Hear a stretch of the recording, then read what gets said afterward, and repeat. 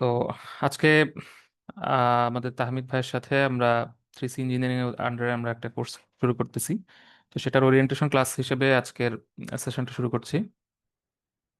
আমাদের আজকে প্রিমাভেরা P6 basically আমাদের project controlling and basically project planning এবং কন্ট্রোলিং এই দুইটা পারপাজে আমরা প্রিমাভেরা P6 এর যে ইউজটা করব সেটার একটা ওরিয়েন্টেশন বা কিছু ইন্ট্রোডাক্টরি কিছু আমরা কন্টেন্ট আমরা শেয়ার করবো ইনশাল্লাহ। তো আমি শুরুতে আমার স্ক্রিনটা একটু শেয়ার করি।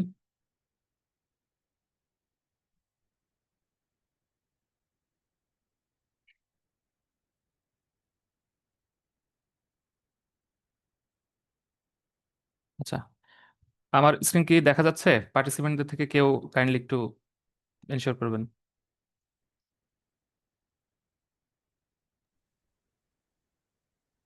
রাশাদ ভাই,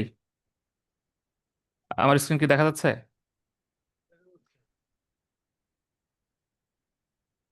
রাশাদ ভাই কি শুনতে পাচ্ছেন আমাকে? আচ্ছা আচ্ছা, আমাদের এখানে আমরা দেখতে পাচ্ছি আমাদের আহ রাশাদ ভাই আছেন। আচ্ছা, আর কয়েকজন, টোটাল আমরা 4 থেকে 5 জন আছি। তো আমরা তাহলে শুরু করি। আমাদের পার্টিসিপেন্ট নেক্সট আসলে আমরা আরো আস্তে আস্তে এই করবো। আচ্ছা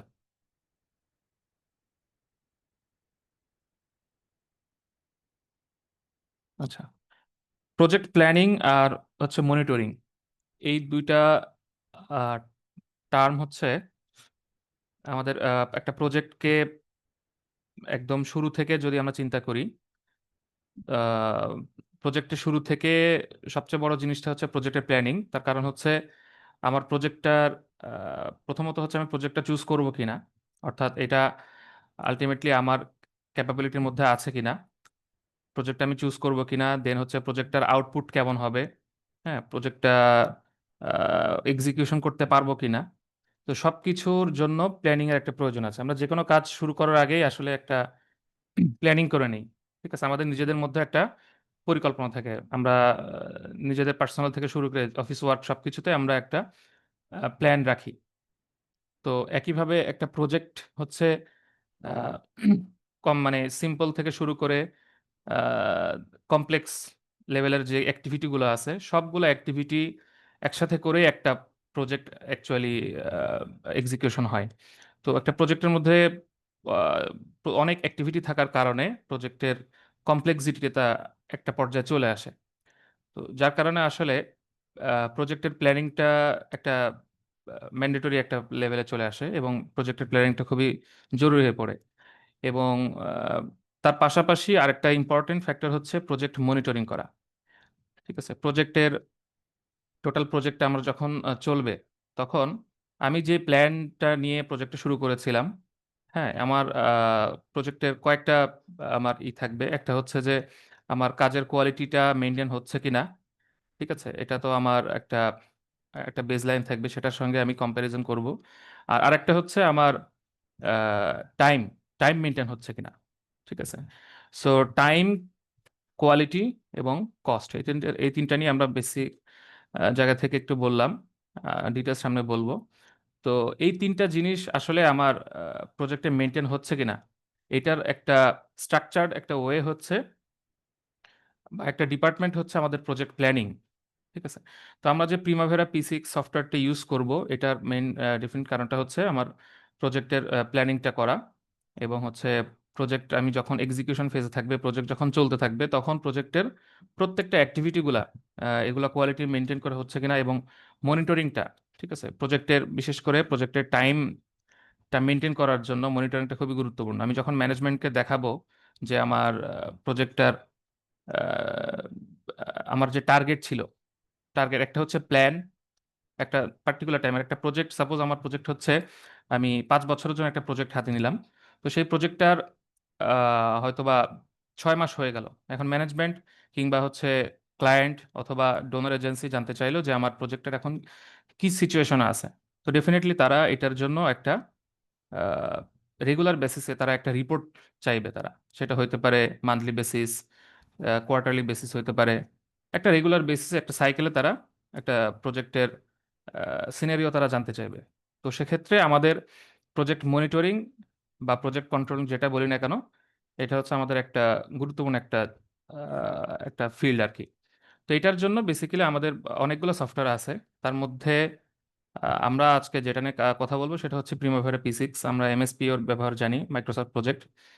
তো আমরা আজকে বিসমিল্লাহ বলে আমরা আজকে প্রিমাভেরা P6 এর আমরা ব্যবহারটা শুরু করব। তো আমরা শুরুতেই যেহেতু আহ, আমাদের সফটওয়্যারের মেইন যে ফোকাসটা থাকবে সেটা হচ্ছে প্রজেক্ট কন্ট্রোলিং, প্রজেক্ট প্ল্যানিং এবং হচ্ছে প্রজেক্ট কন্ট্রোল করা।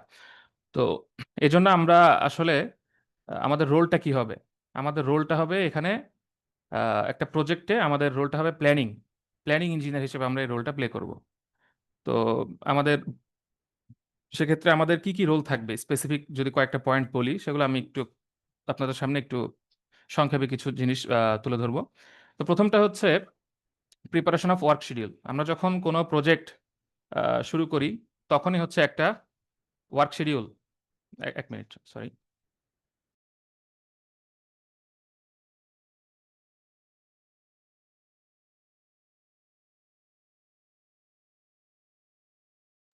সরি। আচ্ছা, আমরা শুরু করি।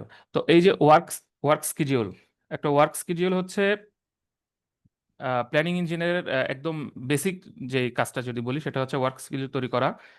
এবং সেই ওয়ার্ক শিডিউলটা একটা প্রজেক্টের আসলে শেষ পর্যন্ত আমি যখন প্রজেক্টটা এক্সিকিউশন করব, এক্সিকিউশন ফেজ শুরু করে সবকিছু শেষ পর্যায়ে চলে যাবে, সেটার জন্য আমি যদি একদম প্রজেক্টের শুরুতে একটা এক্সপেরিয়েন্সড এবং হচ্ছে যে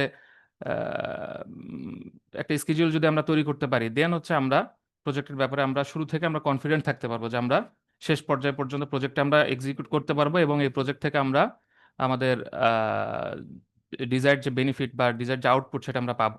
ঠিক আছে। তো প্ল্যানিং ইঞ্জিনিয়ার হিসেবে এটা হচ্ছে একদম বেসিক একটা টাস্ক। তো এই ওয়ার্ক স্কেডিউল তৈরি করার জন্য আপনার প্রিমাভেরা P6 এই সফটওয়্যারটা আপনার জন্য একদম বেসিক একটা সফটওয়্যার আর কি। ঠিক আছে। আচ্ছা, এরপরে হচ্ছে মানে আসলে আমাদের প্রজেক্টের প্রত্যেকটা ক্ষেত্রে আমাদের টাইম ম্যানেজমেন্টটা খুবই জরুরি। হ্যাঁ। তো বড় বড় প্রজেক্টে যেটা হয় সেটা হচ্ছে যে আমি একটু জাস্ট মানে শেষ থেকে শুরু করি। সেটা হচ্ছে আমাদের দেশে প্রজেক্টের যে প্র্যাকটিসটা সেটা হচ্ছে আহ, ধরেন একটা প্রজেক্ট 2 বছরের জন্য নেওয়া হয়েছে। হ্যাঁ। তো 2 বছরের জন্য নেওয়া হইলেও দেখা যায় যে বাংলাদেশের পার্সপেক্টিভে অনেক কনস্ট্রেন্ট থাকে। ঠিক আছে। এই যে যেমন হচ্ছে ধরেন ঢাকা শহরের মধ্যে একটা পাইপলাইনের একটা প্রজেক্ট, ঠিক আছে, সেটা নেওয়া হইলো। এখন পাইপলাইনের প্রজেক্ট নেওয়ার ক্ষেত্রে আমার এখানে সবচেয়ে বড় যে চ্যালেঞ্জটা থাকে সেটা হচ্ছে রোড কাটিং করা। তো রোড কাটিং তো আর মানে আমি চাইলেই করতে পারবো না। ঠিক আছে। রোড কাটিংটা আমি চাইলেই করতে পারবো না। এটার জন্য আমার অবশ্যই যত অথরিটি আছে প্রত্যেকের হচ্ছে আমার কি লাগবে, তাদের হচ্ছে আমাদের পারমিশন লাগবে। ঠিক আছে। ডিএনসিসি আছে, তারপর ডিএসসিসি যদি উত্তরে হয় তাহলে ডিএনসিসি, দক্ষিণে হলে ডিএসসিসি। ঠিক আছে। তারপরে দেখা গেছে যে আমি পাইপ লাইনটা যেখান থেকে আমি প্ল্যান করছি সেখান থেকে গ্যাসের লাইন গেছে। ঠিক আছে। তো এখানে তিতাসের একটা সাথে তাদের সাথে বসার একটা ব্যাপার আছে। তারপর ধরেন এখন তো ঢাকাতে অলরেডি লাইন 6 হয়ে গেছে মেট্রো রেলের। তো কোন একটা পয়েন্টে গিয়ে দেখা গেল যে আমার এমআরটি লাইনটা আমার ক্রস করতেছে, তো সেক্ষেত্রে আমার কি করতে হবে? ওদের সাথে বসতে হবে। ঠিক আছে। এমনকি ডিএমপি, ঠিক আছে, ঢাকা মেট্রোপলিটন পুলিশ, তাদের সাথেও বসতে হতে পারে। তো এই আসলে বেশ কিছু মানে এগুলো বলা চলে একরকম মানে এই কারণগুলো আসলে মানে এক্সপিরিয়েন্স না থাকলে এই জিনিসগুলো বোঝা যায় না। তো প্ল্যানিং ইঞ্জিনিয়ার হিসেবে এই এক্সপিরিয়েন্সটা থাকবে যে আমার এই জায়গাগুলোতে আমার প্রজেক্টটা ডিলে হইতে পারে। ঠিক আছে। তো বাংলাদেশে একটা কমন প্র্যাকটিস হচ্ছে যে প্রজেক্ট 2 বছরের প্রজেক্ট হলেও সেটা এই বাংলাদেশের এই মানে এই করুণ একটা বাস্তবতার কারণে প্রজেক্টটা একটা পর্যায়ে আসলে এক্সটেনশন করতে হয়। তো ইওটি লাগে। তো ইওটির জন্য আমার তো আসলে আহ, এই প্রজেক্টের প্র্যাকটিসটা হচ্ছে সবকিছু ডকুমেন্টেড থাকবে। ঠিক আছে। প্রত্যেকটা জিনিস ডকুমেন্টেশনে থাকবে। তো আমাকে অবশ্যই ইওটি নিতে হলে আমাকে প্রপার অথরিটি কাছ থেকে বা তাদেরকে মানে কারণটা খুব ভালোভাবে ডকুমেন্টেড থাকতে হবে প্রত্যেকটা জিনিস। মানে কোনো কিছু মানে ভার্বালি আসলে হবে না। ঠিক আছে। তো একদম শুরু থেকে আপনি যখন প্রজেক্টের শুরু থেকে সবকিছু অবজার্ভ করে মনিটর করতে থাকবেন, তখন প্ল্যানিং ইঞ্জিনিয়ার হিসেবে আপনার সবচেয়ে গুরুত্বপূর্ণ যে রোলটা থাকবে সেটা হচ্ছে এই ছোট ছোট ইস্যুগুলা, কোন কারণে আমার প্রজেক্টটা ডিলে হচ্ছে, এই ইস্যুগুলোকে ডকুমেন্টেড করে রাখা। ঠিক আছে? সাপোজ আপনার মেটেরিয়ালের সাথে একটা মিটিং হয়েছে, সে মিটিং হইলে সেটার মিনিটসটা করে রাখা। ঠিক আছে? এবং এটা ট্রাই পার্টির সিগনেচার নিয়ে রাখা। ঠিক আছে? সবকিছু একদম ডকুমেন্টেশন করে রাখা, যেন আমি যখন টাইম এক্সটেনশনটা নিব, ইওটিটা নিব, তখন যেন আমার এই ডকুমেন্টেশনগুলো আমি কি করতে পারি, আমার প্রপার অথরিটিকে আমি সাবমিট করতে পারি, তাদের কাছ থেকে আমি ইওটিটা ক্লেম করব, টাইম এক্সটেনশন ক্লেম করবো, সেটার জন্য আমি যেন ডকুমেন্টেশনগুলো করতে পারি। তো এই যে আপনি যে ইওটিটা নিবেন বা এই যে ডকুমেন্টগুলো যে শো করবেন, এটার জন্য আমাকে আপনাকে অবশ্যই কি করতে হবে, আপনার শিডিউলের সাথে আপনাকে আগাইতে হবে। ঠিক আছে? এবং অ্যাক্টিভিটিগুলো মনিটর করতে হবে। হ্যাঁ। এবং এগুলো সবকিছু এই যে যে কথা বললাম, ইওটির জন্য বা এরকম আরো গুরুত্বপূর্ণ প্রত্যেকটা ক্ষেত্রের জন্য আপনার ওয়ার্ক শিডিউলটা আপনাকে অবশ্যই, এটা আপনার অ্যাটাচমেন্ট হিসেবে যাবে। ঠিক আছে? অর্থাৎ এটা হচ্ছে একদম কোর ডকুমেন্ট। হ্যাঁ। তাহলে দেখেন, আপনি যে প্রজেক্টটা ধরেন, আপনি একজন কন্ট্রাক্টর। ঠিক আছে? আপনি একটা প্রজেক্টটা নিছেন, প্রজেক্টটা নেওয়ার পরে আপনি 2 বছরের মধ্যে আপনি কোনো কারণে শেষ করতে পারেন নাই, এবং আপনার সেক্ষেত্রে আপনার মানে আরো 1 বছর মাস্ট লাগবে। ঠিক আছে? আপনি বুঝতেছেন, এবং এটা একটা প্র্যাকটিস। তো এখন এই পর্যায়ে এসে যদি আপনার হাতে ডকুমেন্ট না থাকে, কিংবা আপনার যদি ওই লেভেলের এক্সপিরিয়েন্সটা আগে থেকে না থাকে যে আমার আজকে 2 বছর পরে এসে আমার এই ডকুমেন্টটা লাগবে, ঠিক আছে, তাহলে কিন্তু কি হবে, আপনার ম্যানেজমেন্ট বা আপনি অ্যাজ এ কন্ট্রাক্টর হিসেবে আপনি কিন্তু ওই জায়গাটা আটকে যাবেন। এক্ষেত্রে আপনি যদি নিজে কন্ট্রাক্টর হন, তাহলে আপনার যে প্ল্যানিং ইঞ্জিনিয়ার থাকবে, সে আপনাকে হেল্প করবে। অথবা আপনি যদি নিজে প্ল্যানিং ইঞ্জিনিয়ার হন, তাহলে আপনি প্ল্যানিং ইঞ্জিনিয়ার হিসেবে আপনার ম্যানেজমেন্টকে আপনি এখানে সাপোর্ট দিবেন, একটা বড় রকম একটা সাপোর্ট দিবেন। তো আপনার কাজের ভ্যালুটা আপনি আসলে আশা করি বুঝতে পারতেছেন এখানে রোলটা প্লে করার। তো এক্ষেত্রে আপনার যেহেতু এটা শিডিউলের সাথে রিলেটেড, অতএব ডেফিনেটলি প্রিমাভেরা সফটওয়্যারটা আপনাকে এক্ষেত্রে হেল্প করবে। এবং এটা হচ্ছে টাইম ম্যানেজমেন্টের একটা ব্যাপার। এছাড়া একটা গুরুত্বপূর্ণ জিনিস জিনিস হচ্ছে, আমরা যে লেভেল 3 শিডিউল যেটা ইউজ করি, লেভেল 3 শিডিউলের মধ্যে আমাদের মান্থলি একটা রিপোর্ট যায়। ঠিক আছে? বিশেষ করে ফরেন এজেন্সি, ফরেন ডোনার এজেন্সির যে প্রজেক্টগুলো আছে, সেগুলো তো এগুলো খুব ফার্মলি ম্যানেজ করতে, মানে মেনটেন করতে হয়। তো এই মান্থলি প্রোগ্রেস বা যে কোনো বেসিস রিপোর্টের ক্ষেত্রে আমার হচ্ছে এই সফটওয়্যার থেকে আমাকে সব ডাটা আমাকে সাপোর্ট দিবে। এখান থেকে হইতে পারে সেটা কোনো গ্রাফ জেনারেট করা হোক, এসকার্ভ হোক, সবকিছুর ক্ষেত্রে আমার এটা সাপোর্ট দিবে। আচ্ছা, এরপরে আসি কস্ট ম্যানেজমেন্টে। কস্ট ম্যানেজমেন্টটা হচ্ছে আমার কস্ট ম্যানেজমেন্টের ক্ষেত্রে বেশ কিছু ইন্ডিকেটর থাকে। হ্যাঁ। যেমন হতে পারে যে সিপিআই, তারপরে এসপিআই। ঠিক আছে? এই ইন্ডিকেটর গুলার ক্ষেত্রেও আমার আমি যখন করব, তখন আমার সফটওয়্যার থেকে আমার ডেটা লাগবে। কারণ আমি যখন এই সফটওয়্যারে আমার অ্যাক্টিভিটির মধ্যে আমি যখন রিসোর্সগুলো অ্যালোকেট করব, রিসোর্স সেটা হতে পারে, রিসোর্সটা আমার হিউম্যান রিসোর্স হতে পারে, সেটা আমার কস্ট রিসোর্স হতে পারে। তো এই জিনিসগুলোকে যখন আমি অ্যাক্টিভিটির মধ্যে সবকিছু অ্যালোকেট করব, তখন আমার টাইম ম্যানেজমেন্টের সাথে সাথে আমার কস্ট ম্যানেজমেন্টটা চলে আসবে। হ্যাঁ। এরপর হচ্ছে রিসোর্স প্ল্যানিং আর অ্যালোকেশন।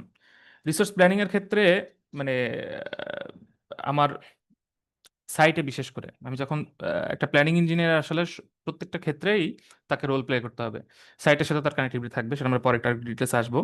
তো রিসোর্স প্ল্যানিং কোথায়, মানে কোন রিসোর্স হতে পারে ইকুইপমেন্ট, যেমন সাপোজ আপনার সাইটে কিছুদিন পর আপনার প্রথম কাজ কি থাকে, একটা সাইটের বেসিক কাজ সেটা হচ্ছে স্যান্ড ফিলিং এর কাজ থাকে। তো স্যান্ড ফিলিং করতে হলে আপনার যেই ইকুইপমেন্টগুলো লাগবে, হ্যাঁ, রোলার লাগবে, হ্যাঁ, তারপরে হচ্ছে যে বুলডোজার লাগবে, এই জিনিসগুলো যে লাগবে, এটা আপনি ঠিক, মানে এটার যে বেস্ট ইউজ, অপটিমাম যে ইউজটা, বা হচ্ছে যে আপনার ম্যাক্সিমাম আউটপুট যেন এখান থেকে আসে। ঠিক আছে? এখানে বেশ কিছু ছোট ছোট বিষয় থাকে। আপনারা যারা এখানে সিনিয়র আছেন, প্রফেশনাল আছেন, আপনারা অবশ্য আমার সাথে একমত হবেন যে এখানে ধরেন আপনার সাইটে আপনার একটা স্যান্ড ফিল কম্প্যাকশন করার জন্য 10 দিনের মধ্যে, সাপোজ আমি জাস্ট একটা এক্সাম্পল দিলাম, 10 দিনের মধ্যে আপনি আপনার ইকুইপমেন্ট ইউজ করে আপনি কাজটা করে ফেলতে পারবেন। তো আপনি যদি এই জিনিসটা সম্পর্কে আগে থেকে ওয়াকিফাল থাকেন, তাহলে হচ্ছে আপনি কি করবেন, আপনি আপনার শিডিউলটা সবসময় ফলো করবেন। শিডিউলের দিকে ফলো করে আপনি দেন হচ্ছে রিসোর্স এবং তার টাইম অ্যালোকেশনটা খুব সুন্দরভাবে করে ফেলবেন।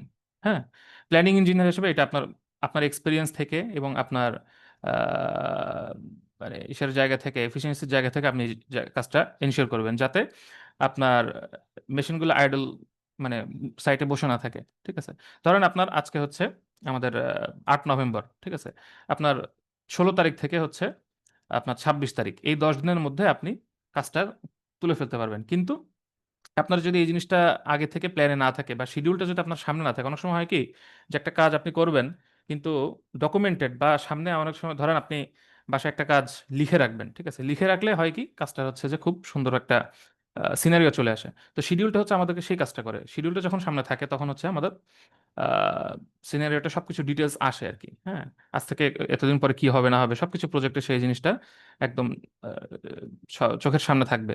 তো এক্ষেত্রে যখন আপনার 16 থেকে 26 নভেম্বর, ঠিক আছে, এই 10 দিনের মধ্যে আপনার কাজটা করে ফেলতে হবে। তো যখন আপনার ওই রিসোর্সের পাশে এই নোটটা আপনি নিয়ে রাখবেন, দেন হচ্ছে আপনার টপ ম্যানেজমেন্ট থেকে শুরু করে আপনার পিএম, প্রজেক্ট ম্যানেজার যিনি আছেন, তাকে এই জিনিসটা শো করতে পারলেন। ঠিক আছে, অনেক সময় ম্যানেজমেন্ট আপনার কাছে জানতে চাইতে পারে, ঠিক আছে, যে নেক্সট প্ল্যানটা কি। তো এক্ষেত্রে আপনাকে সফটওয়্যার আপনাকে হেল্প করবে রিসোর্স প্ল্যানিং এর ক্ষেত্রে। ইকুইপমেন্টগুলো যেন, ইকুইপমেন্টের পেছনে প্রতিদিন তো একটা ডেফিনেটলি একটা চার্জ আছে, সেই চার্জগুলো যাতে আমরা ম্যাক্সিমাম ইউটিলাইজ করতে পারি। হ্যাঁ, এই জন্য আপনার হচ্ছে এটা হেল্প করবে। দেন হচ্ছে খুব ইম্পর্টেন্ট একটা জিনিস, সেটা হচ্ছে coordination with site team. Planning ইঞ্জিনিয়ারের কাজ যেহেতু ম্যানেজমেন্টের সঙ্গে কাজ করা অধিকাংশ ক্ষেত্রে, তো সেক্ষেত্রে আসলে হয় কি যে সাইট টিমের সাথে একটা গ্যাপ থেকে যায়। তো এই গ্যাপের জন্য আসলে ইনফরমেশনগুলো আসে না, কারণ একটা প্রজেক্টের আসলে বিভিন্ন লেভেল থাকে। যেমন একদম সবচেয়ে লেভেল থেকে যদি বলি, সাব কন্ট্রাক্টর, তারা হচ্ছে মানে সবচেয়ে বেশি ডিটেলস কাজগুলো করে। এরপরে হচ্ছে কন্ট্রাক্টর, ঠিক আছে, কন্ট্রাক্টর নিজেও কাজ করে, সাব কন্ট্রাক্টর দিয়েও কাজ করায়। হ্যাঁ, বা অনেক রকম প্র্যাকটিস আছে। তো কনসালটেন্ট থাকবে, তারপর হচ্ছে ক্লায়েন্ট থাকবে। সো এখানে মানে প্ল্যানিং ইঞ্জিনিয়ার হিসেবে আপনার সবসময় হয়তো বা সাইটে যাওয়া লাগবে না, এটা ভেবে রাখতে পারেন। বাট সাইট টিমের সঙ্গে যদি যোগাযোগ না থাকে, তাদের সঙ্গে যদি সুন্দর একটা কোলাবোরেশন না থাকে, তাহলে ইনফরমেশনগুলো আসবে না। কারণ আলটিমেটলি ডেটাগুলো সবকিছু আসবে হচ্ছে সাইট টিম থেকে।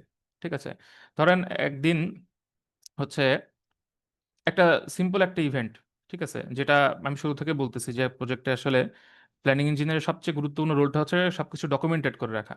এবং ডকুমেন্টেশনের তার যে বেসিক যে ডকুমেন্ট, সেটাই হচ্ছে ওয়ার্ক শিডিউল। কারণ একটা ওয়ার্ক শিডিউল হচ্ছে একটা প্রজেক্টের অ্যাক্সিস।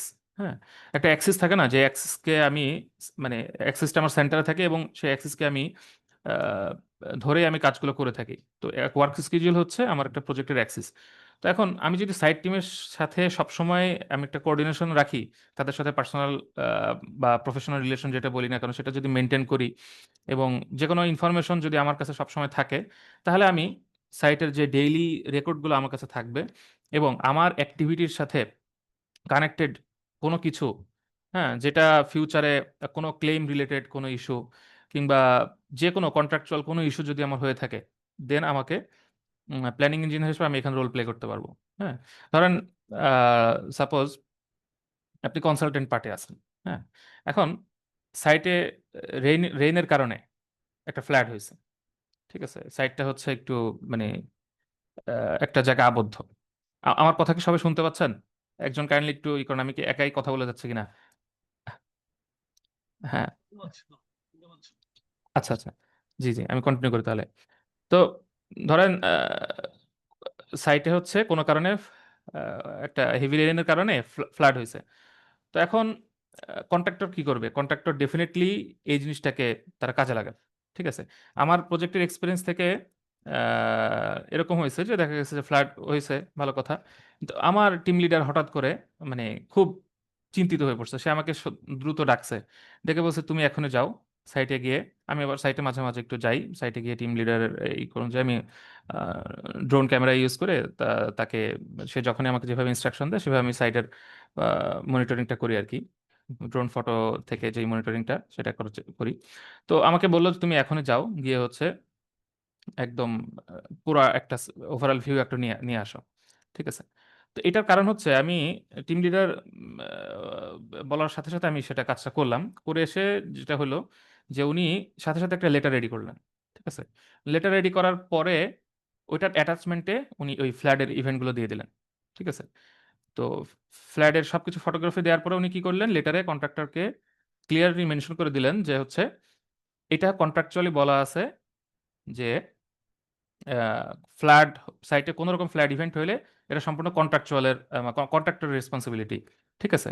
এটার ড্রেনেজ ক্লিয়ার করা, মানে ওয়াটারগুলোকে রিমুভ করা, হ্যাঁ, ড্রেন আউট করা, সবকিছু কন্ট্রাক্টরের রেসপন্সিবিলিটি। এটা সে কি করলো, ইনস্ট্যান্ট, যেদিন রেইন হয়েছে এবং ফ্লাড হয়েছে তার পরের দিন সে লেটারটা দিয়ে দিল।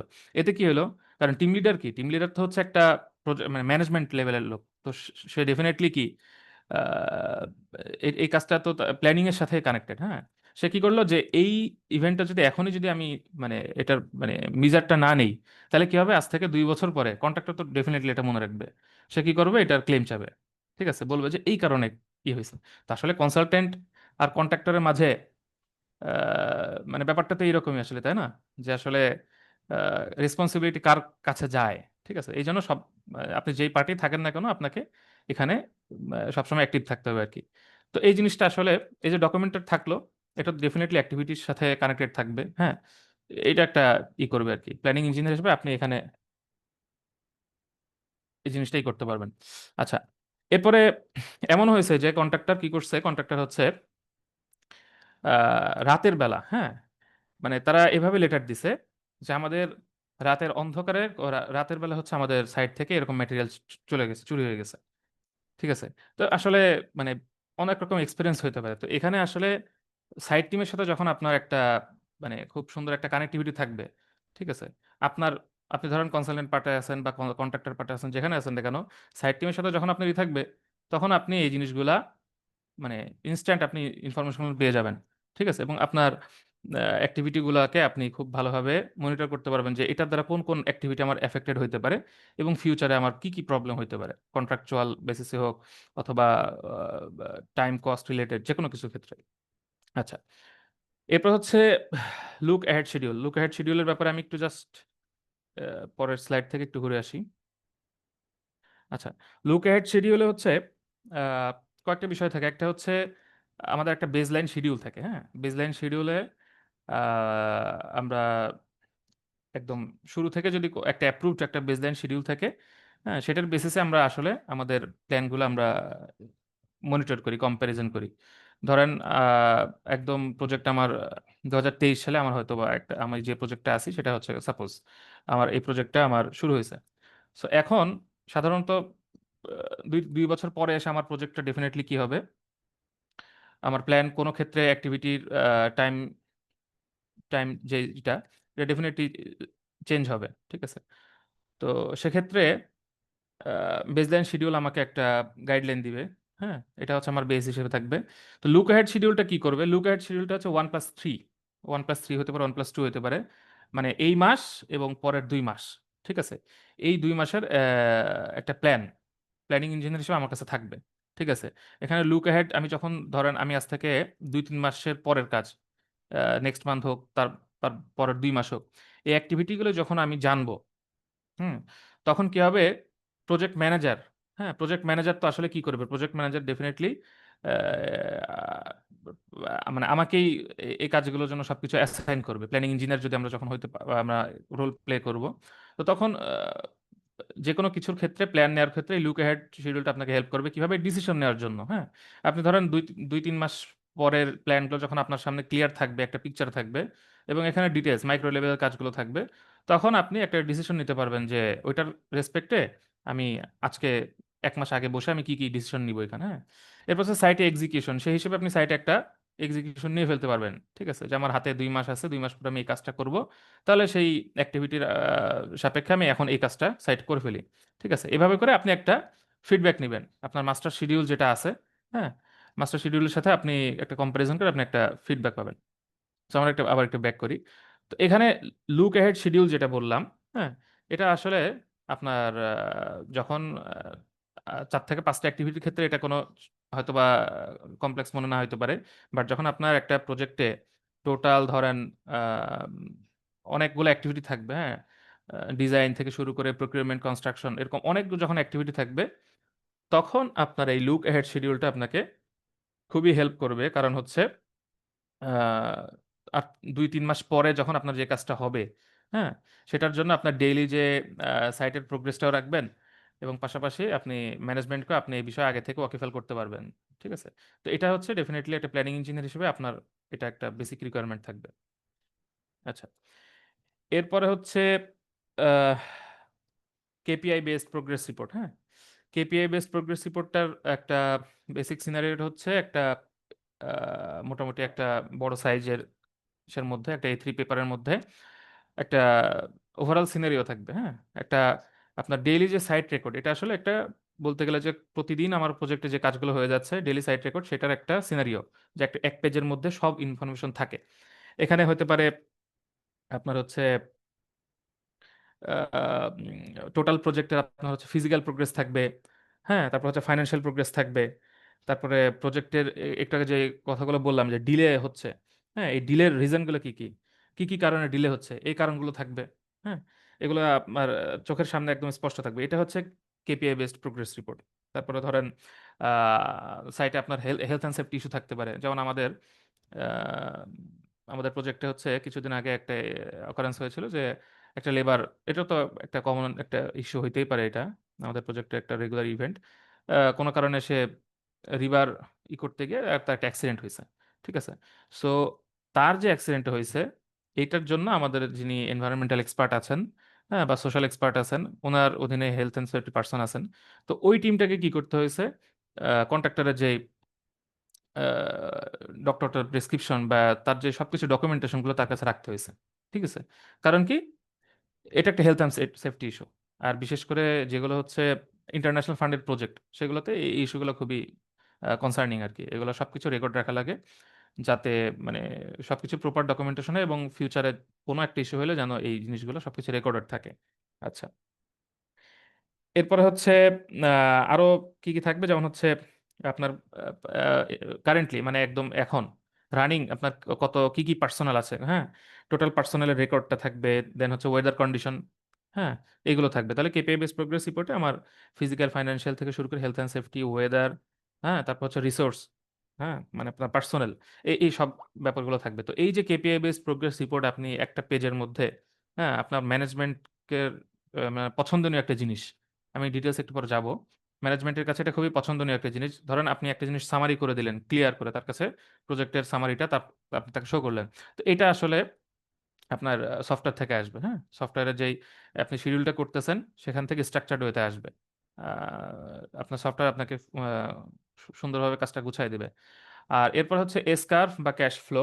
এসকার্ভ হচ্ছে আমাদের প্রজেক্টের একটা রেগুলার যে প্রোগ্রেস রিপোর্ট থাকে, মান্থলি রিপোর্ট থাকে, সেই রিপোর্টের সাথে আমরা সাধারণত একটা এসকার্ভ জেনারেট করি। এসকার্ভটা এই জন্য জেনারেট করা হয় যাতে যেন আমার একটা হিউজ ডাটা, ধরেন একটা প্রজেক্টের একটা হিউজ ডাটা আছে। এখন আমি তো ভেঙে ভেঙে সবকিছু প্রত্যেকটা অ্যাক্টিভিটির কতটুকু পার্সেন্ট হয়ে যাচ্ছে, ধরুন ধরেন সাপোজ হচ্ছে আমার সাইট এখন স্যান্ড ফিলিং চলতেছে, তারপরে হচ্ছে কিছুদিন পর হয়তো বা পাইল কাস্টিং শুরু হইলো, তারপরে হচ্ছে পাইল ড্রাইভ শুরু হবে। হ্যাঁ, তারপরে হচ্ছে কংক্রিটিং ওয়ার্কগুলো শুরু হবে। ঠিক আছে, ল্যাবরেটরি টেস্ট চলতেছে, স্যান্ড ফিলিং এর কম্প্যাকশন চলতেছে, সবকিছু চলতেছে। তো এখন এই জিনিসগুলো তো আসলে যখন আমি ম্যানেজমেন্টকে দেখাবো, ধরেন আপনি হায়ার কোনো এজেন্সি অথবা মিনিস্ট্রি কাউকে আপনি শো করতেছেন, মিনিস্ট্রি হয়তো আপনার কাছে জানতে চাইলো যে প্রজেক্টের কি সিনারিও কি, এখন এটা আমাকে আমাকে বোঝাও। তখন তখন ক্লায়েন্ট হিসেবে বা হচ্ছে যে আপনার প্ল্যানিং ইঞ্জিনিয়ার হিসেবে, হ্যাঁ, ক্লায়েন্টকে কিংবা মিনিস্ট্রি যারা আসবে কিংবা হতে পারে ডোনার এজেন্সি, ধরেন ফান্ডিং এজেন্সির লোক আসলো, তাদেরকে আপনার এটা শো করবেন। তো এটা শো করতে হলে এই ডেটাগুলো সবকিছু আহ, আপনার হচ্ছে প্রত্যেকটা অ্যাক্টিভিটির যেই পার্সেন্টেজ সেটা থেকে আসবে, এবং এটাও ডেফিনেটলি আপনাকে সফটওয়্যার আপনাকে হেল্প করবে। আচ্ছা, এটা আমরা দেখছি। এখন আমি একটু আগে বলছিলাম যে আমরা কেপিআই বেসড প্রোগ্রেস রিপোর্টের কথা বলছিলাম, তো আমরা তার একটা জাস্ট ছোট একটা দেখি, এক্সাম্পল দেখি। হ্যাঁ, আচ্ছা, আহ, এখানে দেখেন কয়েকটা অ্যাক্টিভিটি আছে। হ্যাঁ, প্রিমাভেরাতে হয়তো বা আমরা কয়েকটা অ্যাক্টিভিটি নিয়ে আমরা কাজ করব। তো সেই অ্যাক্টিভিটি থেকে আমার এখানে মানে কেপিআই বেসড আসলে কি থাকে, আমার শিডিউল পার্সেন্ট কমপ্লিট, হ্যাঁ, আমার কতটুকু টার্গেট ছিল আর অ্যাকচুয়াল কত। ঠিক আছে? এখন এটার একটা ভালো ফিচার হচ্ছে কি, দেখেন এখানে একটা স্ট্যাটাস যেটা আছে, হ্যাঁ, স্ট্যাটাসে একটা একটা এক্সক্লামেশন চিহ্ন দেওয়া আছে, এখানে হচ্ছে একটা ইয়েলো মার্ক করা আছে। আমার টার্গেট ছিল 60%, হ্যাঁ, বাট আমার অ্যাকচুয়াল হচ্ছে 55%। ওকে, তার মানে এটা বোঝাচ্ছে যে আমার মানে একটু কম, টার্গেট যেটা ছিল তার থেকে একটু কম আছে। ঠিক আছে, সো এটা ইয়েলো মার্ক করা হয়েছে। তাহলে যেমন ধরেন বাজেট ভেরিয়েন্সটা আমার টার্গেট ছিল 0, কোনো ভেরিয়েন্স থাকবে না, বাট অ্যাকচুয়াল দেখা গেছে এটা -8% চলে আসছে। সো এটা আমার ডেফিনেটলি একটা মানে ব্যাড ইন্ডিকেটর। সো এখানে আমি একটা ক্রস মার্ক দিলাম। হ্যাঁ, তারপর ধরেন মাইলস্টোন অ্যাচিভমেন্ট কি, আমার টার্গেট ছিল 60%, অ্যাকচুয়াল ছিল, সো এটা আমার গ্রিন কার্ড। ঠিক আছে, সো এইভাবে আমি যখন কেপিআই বেসড একটা প্রোগ্রেস রিপোর্টটা, সামারিটা কি, এটার অ্যাডভান্টেজটা কি, মানে এই যে কালার কোড ইউজ করে আমি যেটা সুন্দরভাবে রিপ্রেজেন্ট করতেছি। ঠিক আছে, তখন আপনি যে কোনো সাধারণ মানে জেনারেল ব্যাকগ্রাউন্ডের লোকজনকেও এটা খুব ইজিলি বোঝাতে পারবেন। হ্যাঁ, তারা তো আর এত বেশি ডেটা চেক করতে যাবে না, তাই না? তাদের মানুষের চোখে সবসময় ধরা পড়ে কি, আর যারা জেনারেল পার্সন আছেন, যারা প্রশাসনিক লেভেলে থাকেন বা অ্যাডমিনিস্ট্রেশন লেভেলে থাকেন, তারা সাধারণত স্ট্যাটাসগুলো জাস্ট মানে তারা বাইনারি জিনিসগুলো জানতে চান, ভালো নাকি মন্দ। হ্যাঁ, তারা এইভাবে জানতে চান আসলে। তো যখন আপনি এভাবে সুন্দর করে ভিজুয়াল করে তুলবেন, তখন মানে তারা খুব খুশি হবে যে না, এখান থেকে খুব সুন্দরভাবে ক্লিয়ার পিকচারটা পাচ্ছি। তাহলে এটার এই যে ডেটাগুলো আসছে, তাহলে আমি জাস্ট একটু দেখাই। এই যে আ আপনি ১ম এ আপনার যারা হচ্ছে একদম হায়ার লেভেল, ধরেন কথার কথা আপনি একটা প্রজেক্ট নিয়ে আপনি চলে গেছেন উপদেষ্টা মহোদয়ের কাছে। ঠিক আছে? তো উপদেষ্টা মহোদয় উনি, উনি তো দেখবে খালি এই যে গ্রিন মার্ক গুলা। ঠিক আছে? উনার যদি খুব ইন্টারেস্ট থাকে তাহলে হয়তো পার্সেন্টেজ এর দিকে বা ইসের দিকে তাকাবেন। বাট উনি এটা দেখবেন। বাট এটার জন্য আপনাকে কি এফোর্ট দিতে হইছে? একটু ব্যাকে আসেন। এই ৩ মার্কের একটু উল্টা দিকে আসেন। এখানে আপনাকে এই যে স্টার্ট, ফিনিশ, হ্যাঁ, বেসলাইন স্টার্ট, বেসলাইন ফিনিশ, তারপর ডিউরেশন, হ্যাঁ, অ্যাক্টিভিটি, হ্যাঁ, ওয়ার্ক ব্যাকগ্রাউন্ড, প্রত্যেকটা জিনিস করে, করে আপনাকে এই পর্যায়ে আসতে হয়েছে। ঠিক আছে? সো এখানে আপনাকে আপনার ব্যাকগ্রাউন্ড যেই আপনার ডেটার, সেটা হচ্ছে আপনার সফটওয়্যার দিবে, এবং P6 এ এগুলো খুব শুরু থেকে একদম সুন্দরভাবে আপনার এগুলো স্টোর করা থাকবে। ওকে। এখন একটু আসি, এটা আসলে আমাদের প্রজেক্ট ম্যানেজমেন্টের একটা বেসিক জিনিস, সেটা হচ্ছে 49 প্রসেসেস অফ প্রজেক্ট ম্যানেজমেন্ট। হুম, এটা প্রজেক্ট ম্যানেজমেন্টের সাথে কানেক্টেড, হ্যাঁ, পিএমপির সাথে কিছুটা কানেক্টেড একটা জিনিস। সো এখানে দেখেন যে আমার কি কি কয়েকটা বেসিক কিছু ভাগ আছে। এটা হচ্ছে ইনিশিয়েটিং, তারপর প্ল্যানিং, এক্সিকিউটিং, হ্যাঁ, মনিটরিং, কন্ট্রোলিং আর ক্লোজিং। সো এখানে নলেজ এরিয়া অনেকগুলো আছে, তার মধ্যে যে বেসিক যেই আহ, ভাগগুলো আমার প্রজেক্ট ম্যানেজমেন্টের, তার মধ্যে প্ল্যানিং এ দেখেন 24টা প্রসেস আছে। ঠিক আছে, তার মানে আমরা বুঝতে পারতেছি যে প্রজেক্ট ম্যানেজমেন্টের একটা বড় অংশ জুড়ে হচ্ছে প্ল্যানিং। হ্যাঁ, তাহলে সফটওয়্যারের হিসেবে আমি জাস্ট এগুলো একটু বোঝানোর জন্য বলতেছি যে আসলে কেন এই প্ল্যানিং এর পার্টটা এত বেশি ইম্পর্টেন্ট। হ্যাঁ, সো আমার এখানে 49টা যে প্রসেস আছে, তার মধ্যে প্রজেক্ট ম্যানেজমেন্টের প্ল্যানিংটা একটা গুরুত্বপূর্ণ রোল প্লে করতেছে। ওকে, এরপর হচ্ছে আমাদের যেই ট্রিপল কনস্ট্রেন্ট, হ্যাঁ, প্রজেক্ট ম্যানেজমেন্ট যে কনস্ট্রেন্ট আমাদের সবারই হয়তো বা কম বেশি জানা থাকবে, সেটা হচ্ছে প্রজেক্টের মানে বেসিক যে জিনিসটা, সেটা হচ্ছে কি টাইম, কোয়ালিটি আর কস্ট। হ্যাঁ, আমার প্রজেক্টের যদি আমি মানে আহ, খুব মানে ব্যালেন্স ওয়েতে রাখতে চাই, তারপরেও দেখা যাবে যে এই 3টা কনস্ট্যান্টের মধ্যে একটা না একটা কি হচ্ছে, মানে এফেক্টেড হচ্ছে। ঠিক আছে, আমার যদি প্রজেক্টের ধরেন আমার টাইম যদি কমে মানে কমে যায়, তাহলে আমার কি হবে, প্রজেক্টটা আমার একটু ফাস্ট যাইতে হবে, দেন আমার কোয়ালিটিতে হয়তো ইমপ্যাক্ট পড়লো। আবার যদি আমি কোয়ালিটিটা একটু বাড়াইতে চাই ওই টাইমের মধ্যে, হ্যাঁ, যে আমি টাইম যতটুকু থাক আমি কোয়ালিটি ভালো করে দিব, তাহলে আমার কস্ট বেড়ে যাবে। ঠিক আছে, সো এই 3টা জিনিস আসলে একদম রিলেটেড। এখানে দেখেন একটু কিছুটা এক্সপ্লেন করা আছে, সেটা হচ্ছে যে আমার যদি টাইম আমার বাড়াইতে হয়, তাহলে আমার কি করতে হবে, ওভার টাইম দিতে হবে। ঠিক আছে, বেশি ইকুইপমেন্ট লাগবে, ডেফিনেটলি আমার কস্ট বাড়বে। আবার যদি কস্ট আমি কমাইতে চাই, তাহলে কি হবে, তা আমার আস্তে আস্তে আমার হচ্ছে কোয়ালিটি কমবে।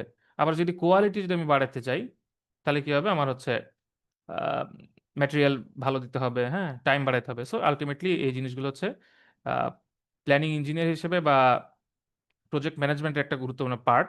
হ্যাঁ, যে আমি কিভাবে এই জিনিসগুলো ব্যালেন্স ওয়েতে আমি আগাবো, যাতে আমার প্রজেক্টটা একটা অপটিমাম কন্ডিশনে চলে এবং প্রজেক্টের একটা ম্যাক্সিমাম আউটপুটটা আমি পাই। আচ্ছা।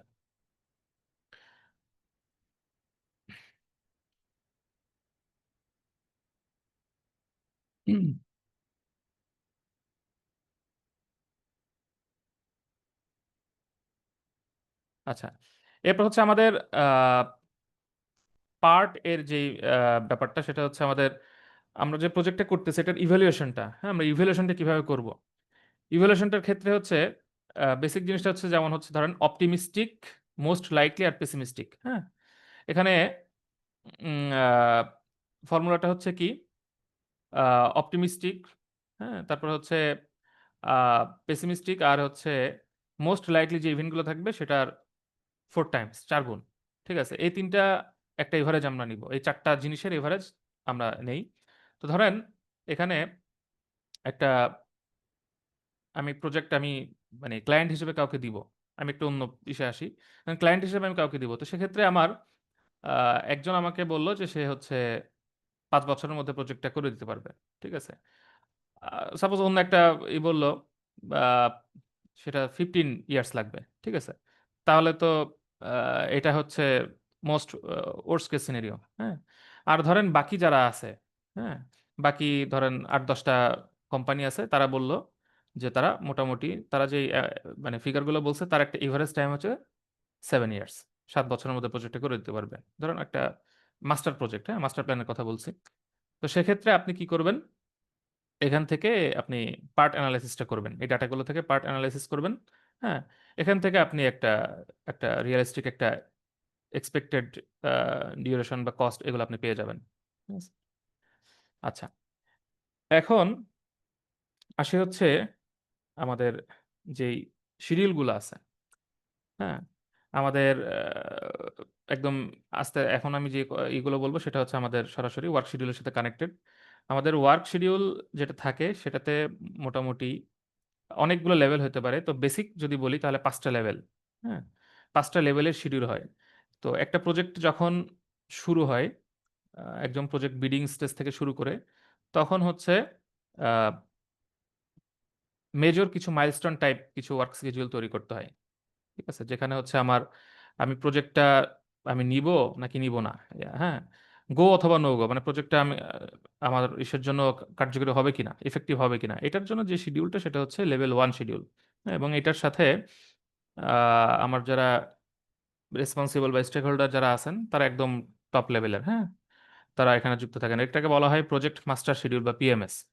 ঠিক আছে, এখানে ধরেন সিনিয়র এক্সিকিউটিভ, জেনারেল ম্যানেজার, তারা হচ্ছে এই লেভেলের সাথে কানেক্টেড থাকেন। এরপর হচ্ছে লেভেল 2 শিডিউল।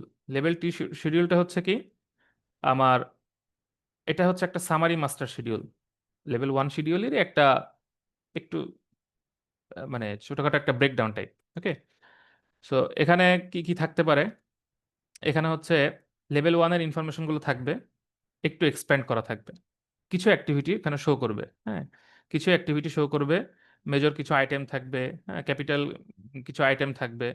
হ্যাঁ, তারপরে হচ্ছে কি কি প্রসেস আছে এটার সাথে কানেক্টেড, এগুলো একটু এক্সপ্লেন করা থাকবে এই জায়গাগুলোতে। অর্থাৎ এটা হচ্ছে লেভেল 1 এর একটু কিছুটা ব্রেকডাউন বলতে পারেন। আচ্ছা, আর এরপরে হচ্ছে লেভেল 3 শিডিউল। ঠিক আছে, লেভেল 3 শিডিউলটা হচ্ছে যে কন্ট্রাক্টর কাজটা পাবে, হ্যাঁ, এটা হচ্ছে তার রেসপন্সিবিলিটি, কন্ট্রাক্টরের নিজের রেসপন্সিবিলিটি হচ্ছে লেভেল 3 শিডিউল। তো আমরা যখন প্রজেক্টটা এক্সিকিউট হয়, বেসিক্যালি লেভেল 3 শিডিউলের উপর বেসিস করে এক্সিকিউশন হয়। হ্যাঁ, মেইন কন্ট্রাক্টরের কাজটা হচ্ছে লেভেল 3 শিডিউলটা প্রিপেয়ার করা এবং এই অনুযায়ী প্রজেক্টটা মানে এক্সিকিউশন করা বা রান করা।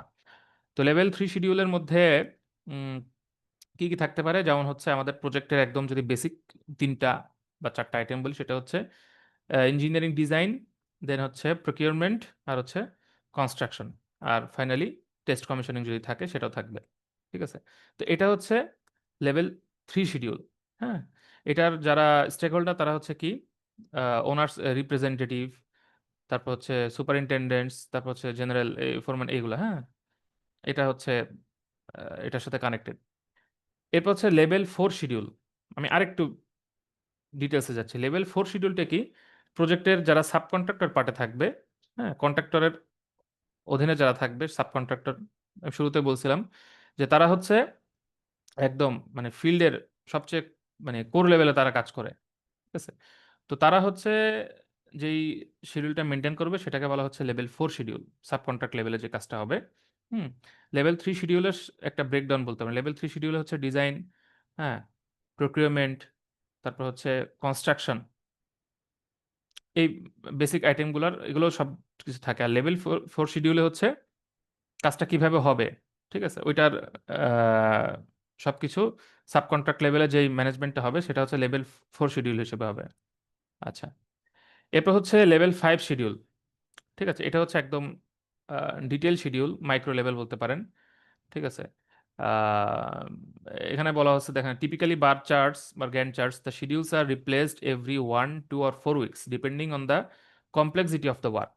ঠিক আছে, আমরা যখন একটা প্ল্যান হয়তো বা নিলাম যে আমি 1-2 সপ্তাহের প্ল্যান নিলাম, বাট এটা আমাকে চেঞ্জ করতে হচ্ছে। ঠিক আছে, কাজের কমপ্লেক্সিটি অনুসারে হয়তো বা শিডিউলটা একটু রিপ্লেস করা লাগতে পারে। এটা লেভেল ফাইভ শিডিউলের একটা কাজ। আম, যেই শিডিউলগুলো সাধারণত এই যে extend for 1 or 2 weeks beyond the date when the replacement is due. Hmm. This encourage continuity of working. Audiences of this type of schedule কারা কারা, তারা হচ্ছে সুপারিনটেন্ডেন্টস, টিম লিডার্স, হ্যাঁ, ক্রু লিডার্স, তারপর হচ্ছে জেনারেল ফোরম্যান, তারা হচ্ছে এটার সাথে কানেক্টেড থাকে। তো আমি এখানে টোটাল 5টা শিডিউলের কথা বললাম। আমি যদি আবার একটু সংক্ষেপে জাস্ট একটু সামারি করি, সেটা হচ্ছে লেভেল ওয়ানের শিডিউলটা হচ্ছে এক্সিকিউটিভ সামারি। হ্যাঁ, এটা হচ্ছে পিএমএস, প্রজেক্ট মাস্টার শিডিউল। এটার অডিয়েন্স হচ্ছে এক্সিকিউটিভ ম্যানেজমেন্ট, ক্লায়েন্টস, স্পন্সর, এই লেভেলে একদম টপ লেভেলে। হ্যাঁ, প্রজেক্ট যখন একদম শুরু থেকে হয়, এরা কিন্তু প্রজেক্ট যখন কন্টিনিউ হবে তখন কিন্তু এরা থাকবে না। যেমন আমাদের প্রজেক্টের কথা যদি বলি, এখানে যখন খুব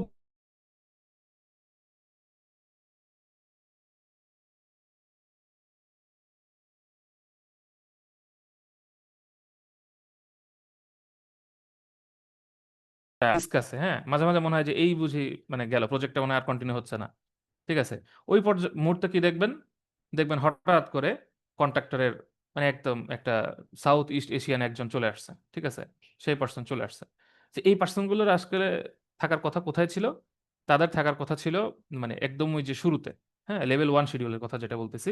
বাট তারা মানে যখন ধরেন প্রজেক্টের একটা ক্রিটিক্যাল ফেজ চলে আসে, তখন এই মানুষগুলোকে একটু দেখা যায়, আমার দেখার সৌভাগ্য হয় আর কি।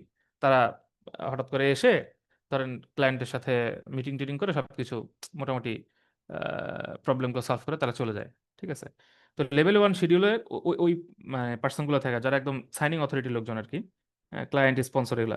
তারপর হচ্ছে লেভেল টু শিডিউলটা হচ্ছে আমার ম্যানেজমেন্ট সামারি। ওকে, এখানে জেনারেল ম্যানেজার, হ্যাঁ, তারপর হচ্ছে স্পন্সর, প্রজেক্ট ম্যানেজার, এটার সাথে কানেক্টেড। এবার হচ্ছে লেভেল থ্রি হচ্ছে কন্ট্রোল শিডিউল।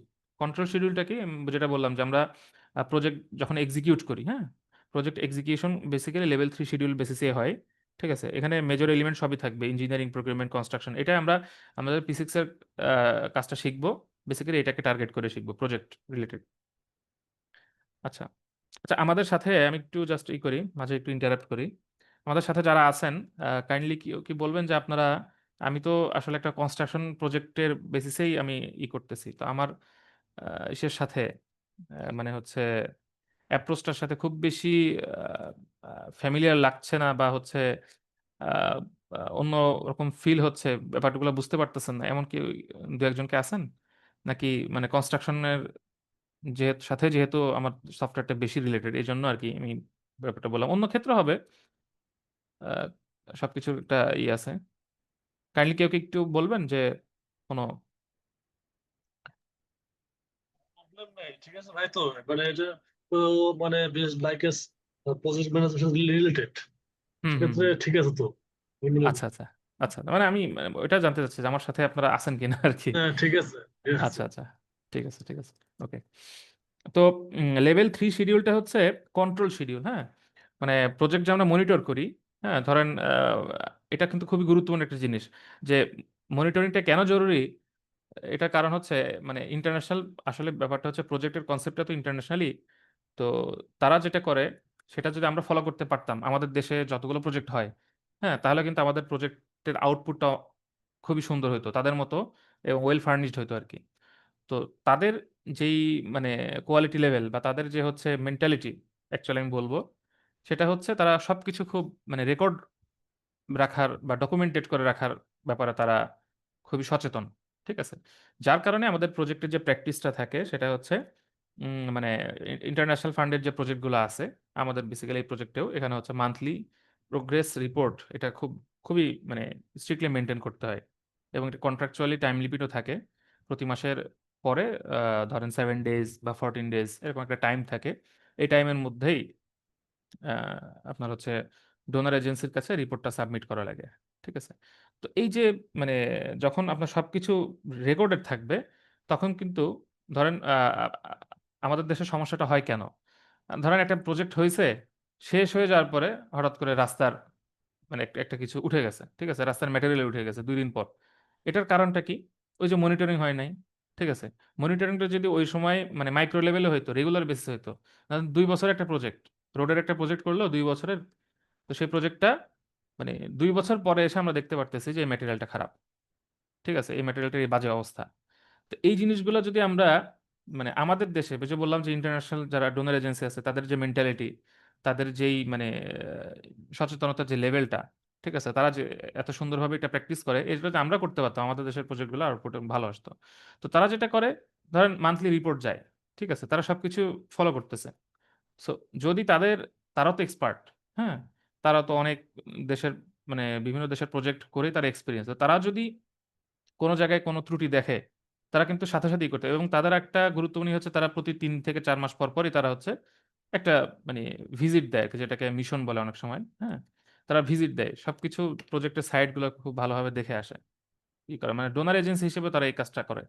তো এখন এই যে আমরা যে রিপোর্টটা সাবমিট করতেছি বা ফান্ডিং এজেন্সি হিসেবে তারা যে রিপোর্টটা পাচ্ছে, এগুলো সবকিছু তো ডেফিনেটলি আমার মানে মনিটরিং, প্রজেক্ট মনিটরিং এর একটা আউটপুট। আর প্রজেক্ট মনিটরিংটা আসতেছে হচ্ছে আমার এই লেভেল 3 শিডিউল থেকে। হুম। লেভেল 3 শিডিউলটা হচ্ছে আমাকে এক্ষেত্রে সবকিছুর মানে ছোট ছোট যে মানে একদম অ্যাক্টিভিটির বেসিক যে ডেটাগুলো সেগুলো প্রোভাইড করবে। তো এইটার হচ্ছে যারা অডিয়েন্স থাকে তারা হচ্ছে প্রজেক্ট ম্যানেজার, হ্যাঁ, ওনার্স রিপ্রেজেন্টেটিভ, সুপারিনটেন্ডেন্টস এরা। এরপর হচ্ছে লেভেল 4। লেভেল 4-এ হচ্ছে আমি কিন্তু একটু সামারি করতেছি, ডিটেল শিডিউল, হ্যাঁ, ওয়ার্ক প্যাকেজ লেভেলে। ধরেন লেভেল 3 শিডিউলে যে টাস্কগুলো থাকবে, হ্যাঁ, সেটার আবার হচ্ছে আরেকটু ব্রেকডাউন আর কি। ঠিক আছে। এখানে ধরেন জেনারেল ফোরম্যান যারা আছে, ট্রেড কন্ট্রাক্টরস আছে, এটার সাথে হচ্ছে এরা কানেক্টেড থাকবে। আর লেভেল 5টা হচ্ছে টাস্ক স্পেসিফিক শিডিউল, বলতে পারেন লুক অ্যাহেড বা ডে টু ডে শিডিউল। হ্যাঁ, এটা হচ্ছে মোস্ট মানে সবচেয়ে ক্ষুদ্র লেভেল, একদম মাইক্রো লেভেলের যে শিডিউল সেটা হচ্ছে এটা। হ্যাঁ, এমন হতে পারে ডেইলি আওয়ারলি স্টেপস গুলো এখানে কাউন্ট করা হতে পারে। ঠিক আছে, এখানে foreman, crew leaders, workforce supervisor. তো একটা বড় প্রজেক্টের এই যে আমি 5টা লেভেল 5 শিডিউল মানে 5টা শিডিউলের কথা বললাম, 5টা লেভেলের কথা বললাম, একটা বড় প্রজেক্টে ধরেন আমরা যদি 5টা লেভেলের শিডিউল যদি মেনটেন করি এবং মানে ব্যাপারগুলোকে মেনটেন করি, তাহলে আমাদের প্রজেক্টের আউটপুটটা ডেফিনেটলি গোছানো হবে এবং সাজানো হবে সুন্দরভাবে, প্রজেক্ট এক্সিকিউশন হবে। তো এটার জন্য আসলে আমাদের সফটওয়্যার শেখার বিকল্প মানে বর্তমানে আসলে নাই বললেই চলে। ঠিক আছে। এখন অনেকেই আসলে আমি একটা ইসে ছিলাম, কনসালটেন্সি ইসে ছিলাম, সেখানে হচ্ছে ম্যানেজমেন্ট যিনি ছিলেন উনি একবার বলতেছিলেন যে আসলে আমার একটা পার্সন দরকার, যে হচ্ছে আমার এই যে প্রজেক্টগুলো, উনি হয়তো এলজির অনেকগুলো প্রজেক্ট করতেছেন, তো এই প্রজেক্টগুলোকে খুব সুন্দরভাবে গুছায় দিবে আমাকে। ঠিক আছে, মানে ম্যানেজমেন্টের যেহেতু তারা অবশ্যই তাদের তাদের কাছে এটা আসছে যে না এরকম এখন এগুলো চলতেছে, তো তারা ডেফিনেটলি চাইবে যে তাদের প্রজেক্টটা খুব সুন্দরভাবে গোছানো হোক। ঠিক আছে, এটার আস্তে আস্তে ইম্পর্টেন্সটা বাড়তেছে, এবং একটা পর্যায়ে এটা দেখবেন যে প্র্যাকটিসটা খুব ভালোভাবে সবাই মেনটেন করবে। সো প্ল্যানিং ইঞ্জিনিয়ার হিসেবে আসলে শিডিউল মেনটেন করাটা, ঠিক আছে, এবং এটা খুব সুন্দরভাবে ম্যানেজমেন্টের সাথে কানেক্টেড। তো এটা আপনার, আপনি যদি এই ক্যারিয়ারটাকে চুজ করেন তাহলে আপনার ম্যানেজমেন্ট লেভেলে যেতে আপনাকে এটা একটা প্রথম স্টেপ বলা যেতে পারে। ঠিক আছে, মানে বেসিক যে স্টেপ, বড় স্টেপ বলতে পারেন, বড় একটা স্টেপ হয়ে যাবে আপনার প্ল্যানিং ইঞ্জিনিয়ার হিসেবে আপনার কাজ করতে পারাটা, একটা বড় প্রজেক্টের সাথে হোক বা যে কোনো একটা প্রজেক্টের সাথে আপনি যদি এই রোলটা প্লে করেন, মানে ডেফিনেটলি মানে আপনার হচ্ছে ধরেন আপনি যদি একদম এখানে আপনি কেউ আছেন কিনা আমি জানি না, মানে সাইট সুপারভিশন লেভেল থেকে যদি শুরু করেন, হ্যাঁ, তারপরে আপনি যখন আপনার ওই নলেজ গুলা বা ওই এক্সপিরিয়েন্স গুলাকে আহ, সুন্দরভাবে সফটওয়্যারের সাথে আপনি যখন কানেক্টেড করবেন আপনার এক্সপিরিয়েন্স, ঠিক আছে, তখন যেটা হবে, তখন আপনার মানে আস্তে আস্তে আপনার লেভেলটা বাড়তে থাকবে। আমাদের এখানে সফটওয়্যার আপনাদেরকে খুব সুন্দরভাবে হেল্প করবে। আচ্ছা, এখন আমি আজকে আমাদের ওরিয়েন্টেশন ক্লাস, এই জন্য আসলে আমি জাস্ট আপনাদেরকে আমাদের সফটওয়্যারের যেই আউটপুটটা, ঠিক আছে, এটা আপনাদের সামনে তুলে ধরলাম। ঠিক আছে, আমি সফটওয়্যার নিয়ে খুব বেশি যাব না, জাস্ট সামান্য কিছু কথা বলবো। আম, সেটা হচ্ছে আমাদের প্রজেক্টের, আমাদের প্রিমাভেরাতে আমরা যে ইন্টারফেসে কাজ করি, সেটাতে আমি জাস্ট একটা, এখানে আমরা, আমার স্ক্রিনটা দেখতে পাচ্ছেন কিনা, আমার স্ক্রিন দেখা যাচ্ছে? এখানে এই যে প্রিমাভেরার একটা ইন্টারফেস আমি এখানে শো করছি, কাইন্ডলি কেউ একজন একটু রেসপন্স করেন। হ্যাঁ দেখা যাচ্ছে তো, জি ক্লিয়ার। জি, আচ্ছা। আচ্ছা, এখানে দেখেন আমি এখানে দুইটা জিনিসের জাস্ট একটা কম্প্যারিজন করছি। এখানে আমাদের সফটওয়্যার মানে প্রজেক্ট ম্যানেজমেন্টের সাথে কাজ করার জন্য এই সফটওয়্যারের সাথে রিলেটেড খুব পরিচিত দুইটা টার্ম, সেটা হচ্ছে ইম্পর্টেন্ট দুটো টার্ম, সেটা হচ্ছে ইপিএস আর হচ্ছে ডাব্লিউবিএস। হ্যাঁ, এটা হচ্ছে এন্টারপ্রাইজ প্রজেক্ট স্ট্রাকচার আর একটা হচ্ছে ওয়ার্ক ব্রেকডাউন স্ট্রাকচার। তো দুটা জিনিস আম, পরিচিত, জাস্ট পাশাপাশি রেখে আমি একটা কম্প্যারিজন করছি। সেটা হচ্ছে প্রিমাভেরাতে আসলে কি হয়, ধরেন বেশ কয়েকটা প্রজেক্ট একসাথে নিয়ে কাজ করা যায়। হুম, বেশ কয়েকটা প্রজেক্ট একসাথে নিয়ে কাজ করা, ব্যাপারটা কেমন? ব্যাপারটা হচ্ছে, ধরেন আহ, একটা বড় বড় যে গ্রুপ অফ কোম্পানিগুলো আছে, তারা যখন তাদের হাতে অনেকগুলো প্রজেক্ট থাকে, হ্যাঁ, ধরেন বেশ কয়েকটা প্রজেক্ট আছে, তারা কয়েকটা প্রজেক্ট মিলে একজন একজন ম্যানেজমেন্ট লেভেলে একজনকে ফিক্স করে রাখলো যে তোমার, তার রেসপন্সিবিলিটি হচ্ছে সবগুলা প্রজেক্টের মনিটরিং করা এবং প্রজেক্টগুলা টাইমলি এক্সিকিউশন হচ্ছে কিনা এটাই করা।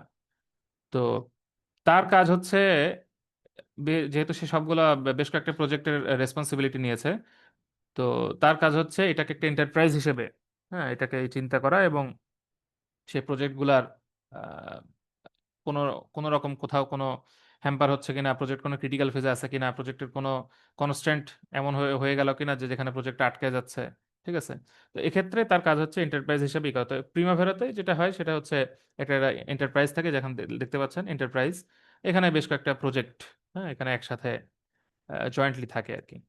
তো এখানে একটা সিঙ্গেল প্রজেক্ট, ওয়ার্ক ব্রেকডাউন স্ট্রাকচারটা কি, একটা সিঙ্গেল প্রজেক্ট, আমি একটু সফটওয়্যারে যাই, আপনাকে দেখাই।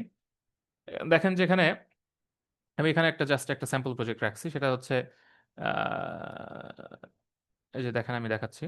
এখানে হচ্ছে ধরেন একটা বেসলাইন, হ্যাঁ, এখানে কি কি আছে, এখানে হচ্ছে বেসলাইন ওয়ানে আছে হচ্ছে মোবিলাইজেশন। একটা প্রজেক্ট যখন শুরু করবেন তখন আপনাকে ডেফিনেটলি পার্সোনাল মোবিলাইজ করা লাগবে। তারপরে মানে রিসোর্সগুলো মোবিলাইজ করা লাগবে, সেটা হতে পারে পার্সন, ইকুইপমেন্ট হতে পারে, হ্যাঁ, সাইটের যে কোনো কিছু ম্যাটেরিয়াল হতে পারে, হ্যাঁ, মোবিলাইজ করবেন। দেন হচ্ছে আপনি ধরেন এটা একটা বেসিক কিছু স্টেপ দেখা যাচ্ছে, সাইন ফিলিং এর পরে ধরেন আপনি কি করবেন, আপনি পাইল ইনস্টলেশনের কাজ করবেন, পাইল ড্রাইভ করবেন। পাইল ড্রাইভ করতে হলে আপনার কি করতে হবে, ডেফিনেটলি আপনার ম্যাটেরিয়াল টেস্টিং এর ব্যাপার আছে, ম্যাটেরিয়াল সাইটে আসতে হবে, হ্যাঁ, তারপরে পাইল লোড, মানে পাইল টেস্টের আগে সাইটে লোড টেস্ট করতে হয়। আপনি যে পাইলটা ড্রাইভ করবেন, এই পাইলটার হচ্ছে যে লোড, আপনার লোডগুলো সে করতে পারতেছে, লোড ক্যাপাসিটি ঠিক আছে কিনা, এগুলোকে টেস্ট করে প্রপার অথরিটি বা কনসালটেন্ট দিয়ে আপনাকে এটাকে আহ, এটা পাস করাইতে হবে, অ্যাপ্রুভ করাইতে হবে। দেন আপনি হচ্ছে এই যে সেটেলমেন্ট, আমরা যে পাইলের যে বিশেষ করে যে এইচএসপিডি হোক বা hydraulic static pile driver machine আছে বা অন্য কোনো মেশিন, যেটার মাধ্যমে আমরা সেটেলমেন্টগুলো ক্যালকুলেশন করব, সেটেলমেন্টগুলো মনিটর করব। দেন হচ্ছে আমরা কি করব, আমরা ওয়ার্কিং পাইল বা সার্ভিস পাইল যেটা বলি, সেটা আমরা ড্রাইভ করব। ঠিক আছে, তাহলে দেখেন এখানে আমরা সফটওয়্যারে কি করছি, এখানে আমি ফার্স্ট হচ্ছে মোবিলাইজেশন, এটা একটা, এই যে ওয়ার্ক ব্রেকডাউন করলাম, দেন এটার মধ্যে আরো কয়েকটা অ্যাক্টিভিটি নিয়ে আসছি, accommodation facility, material yard, site fencing. তারপর হচ্ছে আমি পাইলট পাইল বা ওয়ার্কিং পাইল যেটা বলি না কেন, ওয়ার্কিং পাইল আমার আমি যদি ড্রাইভ করতে চাই বা ওয়ার্কিং পাইল ইনস্টলেশন করতে চাই, সেক্ষেত্রে আমার কি কি কাজ হবে। ঠিক আছে, আমি তো একবারেই পাইল ড্রাইভ করতে পারবো না, তার আগে আমার কি কি কাজ আছে সেটা হচ্ছে এখানে ডিটেলস দেওয়া আছে অ্যাক্টিভিটিগুলোর মধ্যে। এভাবে প্রত্যেকটা ইসের মধ্যে, হ্যাঁ, প্রত্যেকটা ইসের মধ্যে খুব সুন্দরভাবে ওয়ার্ক ব্রেকডাউন গুলা স্টেপ বাই স্টেপ দেওয়া থাকবে। এটা হচ্ছে ওয়ার্ক ব্রেকডাউন। আর এই যে আমি যদি এখানে ধরেন আমার এই প্রজেক্টের সাথে রিলেটেড আরেকটা প্রজেক্ট, আমি কিন্তু এটা জাস্ট একটু মানে মিনিমাইজ করলাম আর কি, হ্যাঁ। তো এই এই প্রজেক্টের সাথে রিলেটেড যদি আরো কোনো প্রজেক্ট থাকে, বা আমি যদি কয়েকটা প্রজেক্ট একসাথে মনিটর করতে চাই, so it will be enterprise. Okay, এই যে এটা হচ্ছে একটা এন্টারপ্রাইজ হবে। ধরেন এখানে আমার বেশ কয়েকটা প্রজেক্ট একসাথে আছে। ঠিক আছে, baseline zero, ENC, suppose energy manufacturing, হ্যাঁ, এইগুলো হচ্ছে আমার বেশ কয়েকটা প্রজেক্ট। তো এগুলো আমার একটা এন্টারপ্রাইজের মধ্যে আছে। ওকে। আর এখানে দেখেন জাস্ট একটু দেখায় রেখে, এখানে হচ্ছে এখানে আমার খুব সুন্দরভাবে প্রত্যেকটা অ্যাক্টিভিটি, ধরেন এটা একটা অ্যাক্টিভিটি, হ্যাঁ, ধরেন এই যে অ্যাকোমোডেশন ফ্যাসিলিটি একটা অ্যাক্টিভিটি। তো আমার হচ্ছে এখানে কি করা আছে, 2023, 24, 25 এভাবে ইয়ারলি ডিভিশন করা আছে, এবং এটার মধ্যে এটা আরো ডিটেলসে যাওয়া যাবে। এটা কোয়ার্টার হিসেবেই করা আছে, 4টা কোয়ার্টার হিসেবে প্রতি 3 মাস করে করে, 3 4 12 এভাবে একটা 1 ইয়ার কমপ্লিট করা আছে। তো এটার মধ্যে ধরেন আমি একটা কোয়ার্টারে আমি মানে মনিটরিং করবো, মনিটরিং এর আমার যেই মানে ফেসটা সেটা হচ্ছে একটা কোয়ার্টার ধরেন। তো সেক্ষেত্রে আমার ধরেন সাইট ফেন্সিং, আমি আমার সাইট ফেন্সিং এর প্ল্যান ধরেন আমি করে রাখছি 2023-এর Q3-তে। যে Q3 মানে কি, Q1 Q2 Q3 মানে ধরেন জুলাই আগস্ট সেপ্টেম্বর। ঠিক আছে, জুলাই আগস্ট সেপ্টেম্বরের মধ্যে আমি কি করব, এই সাপোজ, হ্যাঁ, আমি সাইট ফেন্সিংটা কমপ্লিট করব, অনেক বড় আমার সাইট হয়তো বা।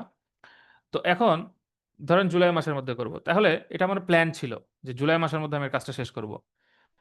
তো এখন এরপরে আমার কি, আমি হচ্ছে অ্যাকচুয়াল, আমার প্ল্যান তো এটা ছিল যে আমি জুলাইয়ের মধ্যে শেষ করব, তখন আমি এটা ধরেন একটা একটা কালারে একটা গ্যান্ট থাকবে। এরপর আমার অ্যাকচুয়ালে কি আছে, অ্যাকচুয়ালে যেটা আছে সেটা আমি এখানে শো করলাম। ধরেন আমার কাজ আমি যেটা প্ল্যান করছিলাম সেটা করতে পারি না, আমার কিছু কাজ বাকি আছে, তাহলে আমি এখানে রিমেইনিংটা আমার এখানে শো করবে তখন। তাহলে আমার এই যে এভাবে ধরেন আমার এই যে ধরেন এখানে ইসের ক্ষেত্রে যাই, ধরেন সেটেলমেন্ট মনিটরিং, ঠিক আছে, বা ধরেন স্ট্যাটিক লোড টেস্ট, ঠিক আছে, এই যে আহ, এই প্লট পাইলের মানে পাইলট পাইলের মধ্যে, হ্যাঁ, পাইলট পাইল বা ওয়ার্কিং পাইল যেটা বলেন এখন, এটার মধ্যে যে আমার অ্যাক্টিভিটিগুলো আছে, এই অ্যাক্টিভিটিগুলার প্রত্যেকটা শেষ করার পরে দেন আমি পাইল ড্রাইভটা শুরু করতে পারবো, রাইট? এখন পাইল ড্রাইভ যদি আমাকে শুরু করতে হয় তাহলে আগের অ্যাক্টিভিটিগুলো প্রপারলি মানে কমপ্লিট করে দেন আসতে হবে। তাহলে আমি এখানে আমি এই যে প্ল্যান, রিমেইনিং, অ্যাকচুয়াল, আমি সবগুলো দেখতে পারতেছি।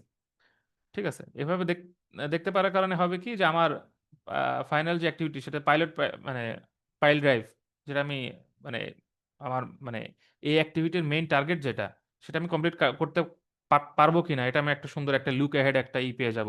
ঠিক আছে, এবং এই এখানে বলে রাখি যে আপনি ধরেন যে কোনো একটা কাজ করতে চান, হ্যাঁ, সেটা কিন্তু আপনার শিডিউল, আপনার যেটা সেটা কিন্তু হেলথ চেক করা যায়। ঠিক আছে, এটা আমরা পরবর্তীতে আমরা যখন কোর্স শুরু করবো ইনশাল্লাহ, তখন আমরা শিডিউলের হেলথ চেক ব্যাপারটা আমরা দেখব।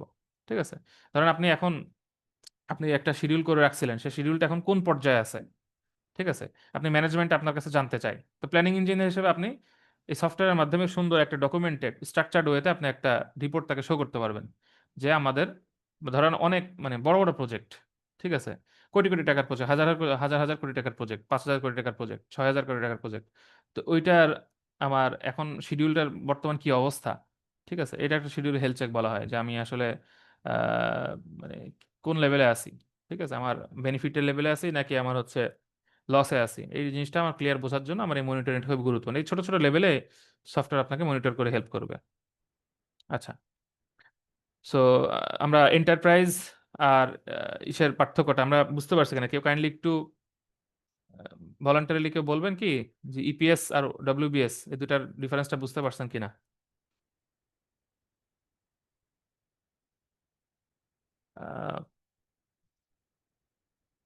কাইন্ডলি কি একটু বলেন জাস্ট, যে ইপিএস আর ডব্লিউবিএস এই দুটার পার্থক্য বুঝতে পারছেন কিনা, কোনো কোনো কোশ্চেন আছে কিনা?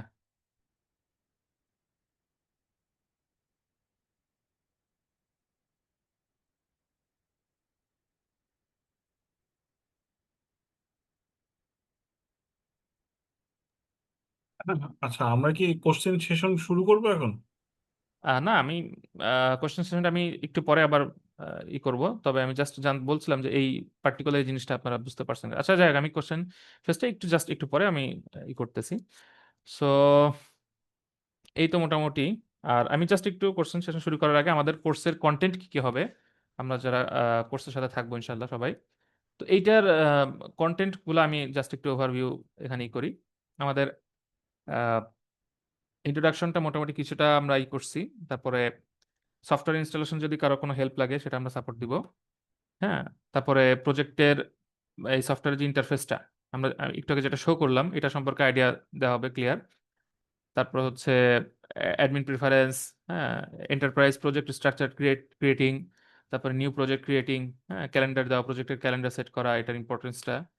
তারপর হচ্ছে ডাব্লিউবিএস, তারপরে হচ্ছে অ্যাক্টিভিটি ডিফাইন করা। হ্যাঁ, এভাবে প্রত্যেকটা সিপিএম, বিশেষ করে আমাদের একটা শিডিউলের মধ্যে ক্রিটিক্যাল পাথ মেথড যেটা, সেটা খুব ইম্পর্টেন্ট। ক্রিটিক্যাল পাথটা হচ্ছে, একটু বলে রাখি, সেটা হচ্ছে লংগেস্ট পাথ। প্রজেক্টের যেই ধরেন একটা যেই লাইনটা, প্রজেক্টের যে লাইনটার কোনো একটা অ্যাক্টিভিটি যদি আমার ডিলে হয়, তাহলে পুরো প্রজেক্টটা ডিলে হয়ে যাবে। ঠিক আছে, সেটা হচ্ছে ক্রিটিক্যাল পাথ। আমার কিছু কিছু অ্যাক্টিভিটি আছে যেটার সাথে ওভারঅল প্রজেক্ট ডিলের রিলেশন নাই, বা কিছুটা হলেও এটা সেফ জোনে থাকবে, বাট কিছু অ্যাক্টিভিটি আছে যেটা হচ্ছে একটু সেন্সিটিভ, যে এই অ্যাক্টিভিটি ডিলে হলে আমার পুরো একটা, এটা হচ্ছে একটা ক্রিটিক্যাল পাথ। তো এই জিনিসটা আমার সফটওয়্যার আমাকে দিবে, হেল্প করবে। এরপর হচ্ছে গ্যান বার্স ফরম্যাট করা, প্রজেক্ট কনস্ট্রেন্ট অ্যাড করা, হ্যাঁ, অ্যাক্টিভিটি স্ট্যাটাস, তারপরে রিসোর্স ডাটাবেজ অ্যাড করা, তারপরে রিসোর্স অ্যাসাইন করা, এক্সপেন্স অ্যাসাইন করা, তারপর হচ্ছে রিপোর্ট কিভাবে প্রিন্টিং করতে হয়, যেহেতু আমি এত কষ্ট করে একটা সফটওয়্যার অ্যানালাইসিস করতেছি প্রজেক্টের সবকিছু, তো এটার রিপোর্টগুলো কিভাবে শো করা যায়। হ্যাঁ, তারপরে তার প্রোগ্রেস আপডেট, একটু আগে আমি যেটা আপনাদেরকে বোঝাচ্ছিলাম, যে প্রজেক্টের অ্যাক্টিভিটিগুলো প্রোগ্রেস মনিটর করা। হ্যাঁ, তারপর প্রজেক্টে সেটা রিফ্লেকশন করা, কেপিআই বেস প্রোগ্রেস রিপোর্ট বা অন্য ইফেক্টিভ এফিশিয়েন্ট ওয়েতে। এই জিনিসগুলো আমাদের কোর্সের কন্টেন্ট হিসেবে থাকবে। তো এখন আমার ডিসকাশন, আমার জায়গা থেকে আমাদের ওরিয়েন্টেশন ক্লাস মোটামুটি শেষ পর্যায়ে আসছে। এখন আপনাদের কোনো কোয়েশ্চেন থাকলে কাইন্ডলি এখন একটু আমরা কোয়েশ্চেন অ্যান্সার সেশনটা করতে পারি। জি। হ্যাঁ, আপনারা কোনো কোশ্চেন থাকলে এখন করতে পারেন। পারভেজ ভাই কি আছেন?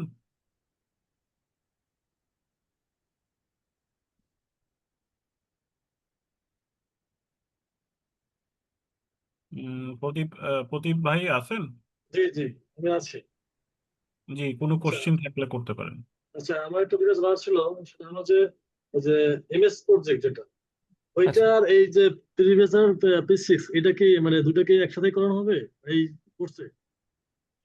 না না, না, এটা হচ্ছে এমএস প্রজেক্ট কোর্স আলাদা বা প্রিমিয়ারা কোর্স আলাদা। কোর্স আলাদা, কিন্তু মানে তো আমাকে যে করছিল, এসএমএস করছিল, দুটো কম্বাইন্ড নাকি করানো হবে, মানে ওইটার পরে এইটা এরকম। না, কম্বাইনলি আর এখন আমরা করাচ্ছি না, আলাদা আলাদা করাচ্ছি। আপনার একটু একটু জাস্ট বলে রাখি, মানে প্রিমাভেরাটা আসলে আহ, আপনি যখন একটা সফটওয়্যার শিখবেন তখন আরেকটার ক্ষেত্রে আপনার বেসিক ডেভেলপমেন্ট হয়ে যাবে। এবং প্রিমাভেরাটা আপনি যদি কনস্ট্রাকশন, আমি জানি না আপনার এটা কি, মানে আপনার ডিসিপ্লিনটাকে কাইন্ডলি জানতে পারি কি? আপনি আমি কি? প্রজেক্ট ইঞ্জিনিয়ার, আচ্ছা রিয়েল আচ্ছা, এস্টেট রিয়েল এস্টেট কোম্পানিতে আছি। আচ্ছা আচ্ছা, রিয়েল এস্টেট কোম্পানিতে আছে। আচ্ছা, তো এখন আসলে মানে মাইক্রোসফট প্রজেক্ট যেটা করে সেটা হচ্ছে তার যেই লেভেলটা, সেটা কিন্তু একটু লিমিটেড। হ্যাঁ, মাইক্রোসফট প্রজেক্ট ভালো, আর প্রিমাভেরা হচ্ছে আনলিমিটেড লেভেল পর্যন্ত কাজ করা যায় বড় বড় প্রজেক্টগুলোতে। সাধারণত প্রিমাভেরা দিয়েও কাজ করে। ঠিক আছে, প্রত্যেক দুইটারই একটা যার যার পার্টিকুলার বেনিফিট আউটকামস আছে আর কি। ঠিক আছে। কিন্তু প্রিমিয়াম দিয়ে কি আমি এমএস প্রজেক্টটা মানে শিখতে পারবো? এটা কি শেখানো হবে এখানে? না, এই প্রজেক্ট মানে আমাদের এই পার্টিকুলার কোর্সে শেখানো হবে না। আমাদের এখানে শুধু প্রিমাভেরা নিয়ে কাজ করা হবে। না, আমাদের এখানে 3C থেকে আমাকে ফোন দিছিল, ওর সাথে কথা হচ্ছিল, আমার কার সাথে কথা হচ্ছিল এক্স্যাক্টলি বলতে পারবো না। উনি বলছিল যে দুইটা একসাথেই করানো হবে, মানে প্রথমে এমএস প্রজেক্ট, তারপরে আর কি P6। না, এটা এটা আগে করানো হতো, এখন আলাদা আলাদা করা হচ্ছে। আমাদের এমএস প্রজেক্ট আগামীকাল ব্যাচ শুরু হয়ে যাবে। হ্যাঁ আর হ্যাঁ। প্রিমিয়ারা শুরু হতে দেরি হবে। আমরা আমরা রেজিস্ট্রেশন ওপেন করব, তারপরে রেজিস্ট্রেশন হওয়ার পরে প্রিমিয়ারা ও, হবে। তার মানে রেজিস্ট্রেশনটা কি দুটো আলাদা আলাদা নাকি একসাথে হবে? না, আলাদা আলাদা, আলাদা আলাদা আলাদা আলাদা। কোর্স এখন। ও আচ্ছা আচ্ছা, বুঝতে পারছি। তো তার মানে এমএস প্রজেক্টটা আগামীকাল শুরু হবে, এই তো? আগামীকাল শুরু হয়ে যাচ্ছে, জি। ঠিক আছে। রাশেদ ভাই আছেন, কোনো কোশ্চিন আছে? আর প্রশ্ন আছে?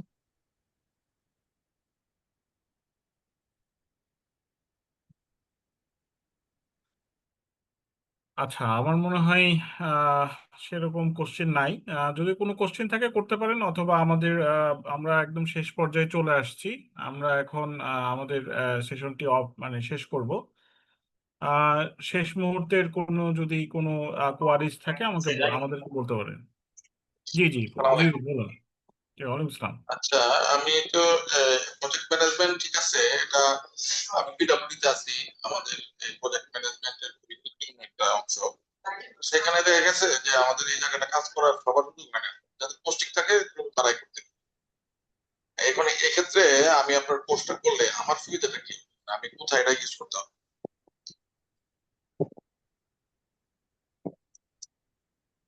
আচ্ছা, আপনি পিডব্লিউডি তে আছেন না, পাবলিক ওয়ার্কস ডিপার্টমেন্টে? আচ্ছা, আসলে প্ল্যানিং আমাদের মনিটরিং আছে, আমাদের আমাদের আহ, প্ল্যানিং ডিজাইন আছে আলাদা, সিভিলের আছে আলাদা, ইলেকট্রিক্যাল আছে আলাদা, আবার মনিটরিং আছে আপনি কি আলাদা। প্ল্যানিং ডিভিশনে আছেন? ওদের একটু কাইন্ডলি জানতে পারি? না না না, আমি ওয়ার্কিং এ থাকি, working। আমি বলতেছি যে এটা আমাদের হয়তো ঘুরে ঘুরে অনেক ওই জায়গায় যায়। কাইন্ডলি আবার একটু এখন বলেন, এখানে বুঝি নাই আপনার ডিসিপ্লিনটা কি? আমি বলতেছি যে আমি কোর্সটা যদি করি, আপনার এই কোর্সটা যদি আমি কিনি, আমার ব্যক্তিগত পর্যায়ে আমার কি কি সুবিধা হুম হতে পারে? একটা কোর্সটা এটা মাস্টার ক্লাসে দেখলাম, আমার যেখানে আমি পিডব্লিউডি তে আমার এই জায়গার ইমপ্লিমেন্টেশন আমার নাও হতে পারে, কারণ হলো যে এই জিনিসগুলো আলাদা একটা উইং থাকে, উইং থেকে এগুলো। এখন আমি প্রাইভেট ক্ষেত্রে আমি যদি পিডব্লিউডির বাইরে এই আপনার কোর্সটা করে আমার কোনো বেনিফিট আমি কোথাও থেকে পাবো কিনা, মানে এই কোর্সটা করার পরে আমার কি কি বেনিফিট আমি গ্রহণ করব? না, আসলে আমি তো কোর্সের আমার ইসের মধ্যে মানে আপনারা আচ্ছা এই কোর্সটা আমি কেন আচ্ছা, আমি আপনাকে শুরুতে ইসের মধ্যে বলছি যে আপনার যেহেতু আপনি পাবলিক ওয়ার্কস ডিপার্টমেন্টে আছেন, ডেফিনেটলি আপনার মানে ডেফিনেটলি একটা প্রজেক্টের মানে ডিটেলস সম্পর্কে আপনার আইডিয়া আছে, রাইট? আপনার তো প্রজেক্ট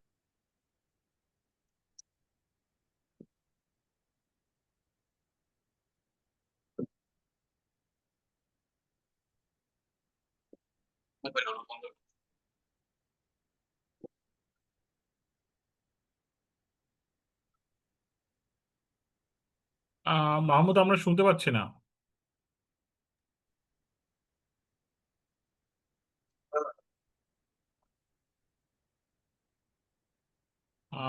মাহমুদ, আমরা শুনতে পাচ্ছি না।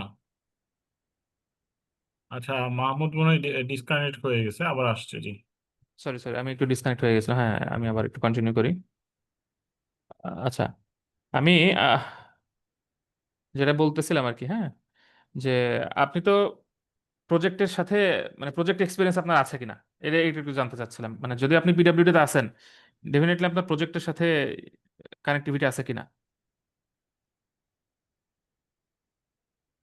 এর সাথে আমাদের প্রজেক্টের সাথে কানেক্টিভিটি বলতে আমি তো বললাম যে আমাদের যেহেতু একটা বড় ডিপার্টমেন্ট, আমাদের হুম এগুলো আলাদা আলাদা আমাদের উইং আছে, ঠিক আছে। হুম সেখানে আমাদের আহ, যারা প্রজেক্ট মনিটরিং এ পোস্টিং থাকে তারা শুধু মনিটরিং করে, যারা আচ্ছা অডিট মনিটরিং আছে তারা অডিট করে, যারা প্ল্যানিং আছে তারা প্ল্যানিং করে, যারা ডিজাইনে আছে তারা ডিজাইনিং করে। আচ্ছা হ্যাঁ, তো এরকম আলাদা আলাদা আমাদের উইং আছে। তো ওখানে আচ্ছা যাদের যখন পোস্টিং হয় তখন তারা ওই কাজগুলো করে। যারা একবার ডিজাইনে যায়, প্ল্যানিং এ যায়, তারা অন্যদিকে যায় না, ওয়ার্কে যায় না, তারা ডেস্কে থাকে। এখন আচ্ছা আমি এটা আর এটা তো খুবই গুরুত্বপূর্ণ যে যারা ফিল্ডে থেকে বাস্তবায়ন করে তাদের জন্য তো অবশ্যই প্ল্যানিং অবশ্যই দরকার, ঠিক আচ্ছা আছে। কিন্তু আমি ধরেন এটা পোস্টটা করলাম, পোস্ট করার পরে এখানে একটা আউটপুট আমি পেলাম, বেনিফিট পেলাম, হুম সেটা তো আমার ওখানে হয়তো আমি সরাসরি কাজে লাগাতে পারলাম। কারণ আমার দেখা গেছে আমি যে ওয়ার্কিং আছি সেখানে হয়তো এটা আমি মনিটরিং করতেছি, হয়তো আমার এটা হুম কাজে লাগবে ইয়ের জন্য, গাইড হিসেবে, যে আমি এই জিনিসটা আরো এটা একটা ঠিক আছে। এছাড়া আমি আমি আমি প্রাইভেটলি কোনো বেনিফিট আপনার এটার মাধ্যমে আমি কোনো অন্য কোনো বেনিফিট মানে করতে পারবো কিনা কোর্সটা করার মাধ্যমে, এটা বলতেছি, বা অন্য কোনো আচ্ছা, স্কোপ আছে কিনা। অন্য কোনো স্কোপ বলতে আসলে প্রথম কথা হচ্ছে যে একটা কোর্স করলে তো ডেফিনেটলি আপনার একটা স্কিল ডেভেলপ হচ্ছে। হ্যাঁ, আপনার সফটওয়্যারের সাথে যখন আপনি টোটালি একটা হয়ে থাকবেন, ধরেন আপনি যখন এই সফটওয়্যারটা ইউজ করে আপনি যখন টোটাল প্রজেক্টের একটা, সাপোজ আমি কথার কথা বললাম যে হচ্ছে আপনি রিপোর্টটা জেনারেট করতে পারলেন, হ্যাঁ, টোটাল ইসের, তো ডেফিনেটলি সেটার ক্ষেত্রে আপনার হচ্ছে আহ, কখনো না কখনো এটার একটা স্কোপ আপনার আসবে, এটা একটা ব্যাপার। আর যেহেতু আপনি অডিট সেকশন আছেন, রাইট, অডিট মনিটরিং যদি থাকেন, ওই ডিপার্টমেন্টেও যদি থাকেন, তাহলেও দেখা যায় কি, আমাদের যখন যেমন আমাদের প্রজেক্টে কিছুদিন আগে আমার কাছে অডিট টিম থেকে দুজন আসছিলেন। হ্যাঁ, আমার যেহেতু এই রিলেটেড কাজ, তো ওনারা এসে আমাকে জিজ্ঞেস করছেন যে আপনাদের প্রোগ্রেস রিপোর্ট, উনি সামনে রেখেই প্রশ্ন করছেন যে আপনাদের হচ্ছে কি কি হচ্ছে, মানে একটু ডিটেলস বলেন। ঠিক আছে, তাহলে ডেফিনেটলি তারা যে মানে প্রজেক্টের মানে অডিটের কাজগুলো সেই করতে চাচ্ছে, তাহলে তার হচ্ছে প্রজেক্ট মনিটরিং এর ব্যাপারে তার মানে কোশ্চেন আছে, কোয়েরিজ আছে, রাইট? তো এটার ব্যাপারে ই করতে হলে আপনি ধরেন একটা প্রজেক্ট আপনার ই থেকে আপনাকে অডিটের জন্য পাঠাইলো, ঠিক আছে? তো আপনি যখন ওদের শিডিউলগুলো চেক করবেন, বুঝতে পারছেন, ধরেন আপনি তার কাছ থেকে সফটওয়্যার একটা ফাইল নিলেন, ফাইল নিয়ে এরপর আপনার পার্টিকুলার কোনো অ্যাক্টিভিটি, হ্যাঁ, সেই অ্যাক্টিভিটির ধরেন আপনি ফাইন্ড আউট করবেন যে আপনার প্রজেক্টের ধরেন অডিট, আপনি অডিট করতেছেন বা সবকিছু একটু মানে মনিটরিং করতেছেন, চেক করতেছেন আর কি এক কথায়। তো সেক্ষেত্রে আপনি শিডিউলটা যদি বুঝেন, হ্যাঁ, শিডিউলটা বুঝতে পারলে আপনি সহজে জিনিসটা ক্যাচ করতে পারবেন। ঠিক আছে, আপনার কাজ তো ওই জিনিসটা ফাইন্ড আউট করার। হ্যাঁ, এটা হচ্ছে আপনার একটা, আপনার কাজের সাথে রিলেটেড একটা জিনিস বললাম আর কি। তো আপনি যদি নিজে পার্সোনালি যদি এটা বুঝেন, তাহলে আপনার মানে থার্ড কোনো পার্সন লাগবে না। হ্যাঁ, আপনার হয়তো আরেকজনের হেল্প লাগবে যে একটু বুঝাই দেওয়ার জন্য, দেখেন তো এখানে কি হচ্ছে, কিভাবে হচ্ছে, আমাকে একটু বুঝাই দেন। আপনি যখন নিজে জিনিসটা বুঝবেন, তখন আপনার হচ্ছে যেহেতু প্রজেক্টের বললাম তো মানে শিডিউলটা হচ্ছে প্রজেক্টের অ্যাক্সিস। হ্যাঁ, ডেফিনেটলি কোনো না কোনো ভাবে শিডিউল মেনটেন করা হয়। হ্যাঁ, তো এখানে এই সফটওয়্যারটা শিখলে এটা হচ্ছে প্রজেক্ট ম্যানেজমেন্টের একটা বেসিক জিনিস। ধরেন এখন বাংলাদেশে মানে প্রিমাভেরা P6 অ্যাপ্লাই হোক বা না হোক, আপনি যখন এটার শিখবেন, এটার মাধ্যমে আপনার প্রত্যেকটা জিনিস আপনি বেসিক্যালি বুঝতে পারবেন। আর প্রাইভেট বেনিফিট বলতে যেটা বলছেন, সেক্ষেত্রে আপনি এখন তো আসলে মানে ইসের সময়, এখানে এখানে আপনি একটা সফটওয়্যার সম্পর্কে নলেজ রাখা মানে ডেফিনেটলি আপনি একটু ফাইন্ড আউট করলেই আহ, ব্যাপারগুলো হয়তো বা কিছু বেনিফিট আউটকাম পেয়ে যেতে পারেন। হ্যাঁ, এটা এই কিছু না, আমরা যখন কোর্স শুরু করব তখন হয়তো ব্যাপারে ডিটেলস আলোচনা করব, যেটার মাধ্যমে আর আরো কোনো অপশনস আছে কিনা। ঠিক আছে, এরকম কোনো অবশ্যই থাকবে। আসলে অনেক হুম হুম। মেগা প্রজেক্ট গুলোই আসলে প্রিমিভারাতেই করা হচ্ছে এখন। হ্যাঁ হ্যাঁ, রাইট। প্রিমিভারাতেই চেক করে সব প্রজেক্ট শিডিউলিং, কস্টিং থেকে শুরু করে এভরিথিং। মেগা প্রজেক্ট গুলো এটাতেই হচ্ছে চেক করতেছে। এবং আসলে পিডব্লিউডি তে আপনাদের যেটা হচ্ছে যে আহ, সেখানে আসলে এরকম কোনো শিডিউলিং হয় কিনা সেটাও আসলে দেখার বিষয়। কারণ আমি যতটুকু এলজিডি তে দেখেছি, আমি এলজিডির ইন্ডিভিজুয়াল কনসালটেন্ট। তো আমি দেখেছি ওরকম এখানে ওরকম শিডিউলিং আসলে আহ, আসলে ওরকম হয় না। বাট কিছু কিছু প্রজেক্টে আছে যে প্ল্যানিং ইঞ্জিনিয়ার নিয়ে থাকে। তো দেখা গেল যে আপনার প্ল্যানিং ইঞ্জিনিয়ার আর প্ল্যানিং ডিপার্টমেন্টের মধ্যে এখানে পার্থক্য আছে আসলে। এখানে একটা বোঝার একটা ব্যাপার আছে আর কি। তো ঠিক আছে, আজকে এই পর্যন্তই। আপনারা যারা রেজিস্ট্রেশন করবেন তারা আমাদের সাথে যোগাযোগ করবেন, আর এর মধ্যেই আমাদের সব ইনফরমেশন আমরা গ্রুপে দিয়ে দিব। তো ঠিক আছে, ভালো থাকবেন। আহ, আহ, আজকের মতো এখানেই আমরা শেষ করছি। আল্লাহ হাফেজ। আল্লাহ হাফেজ। সালাম আলাইকুম।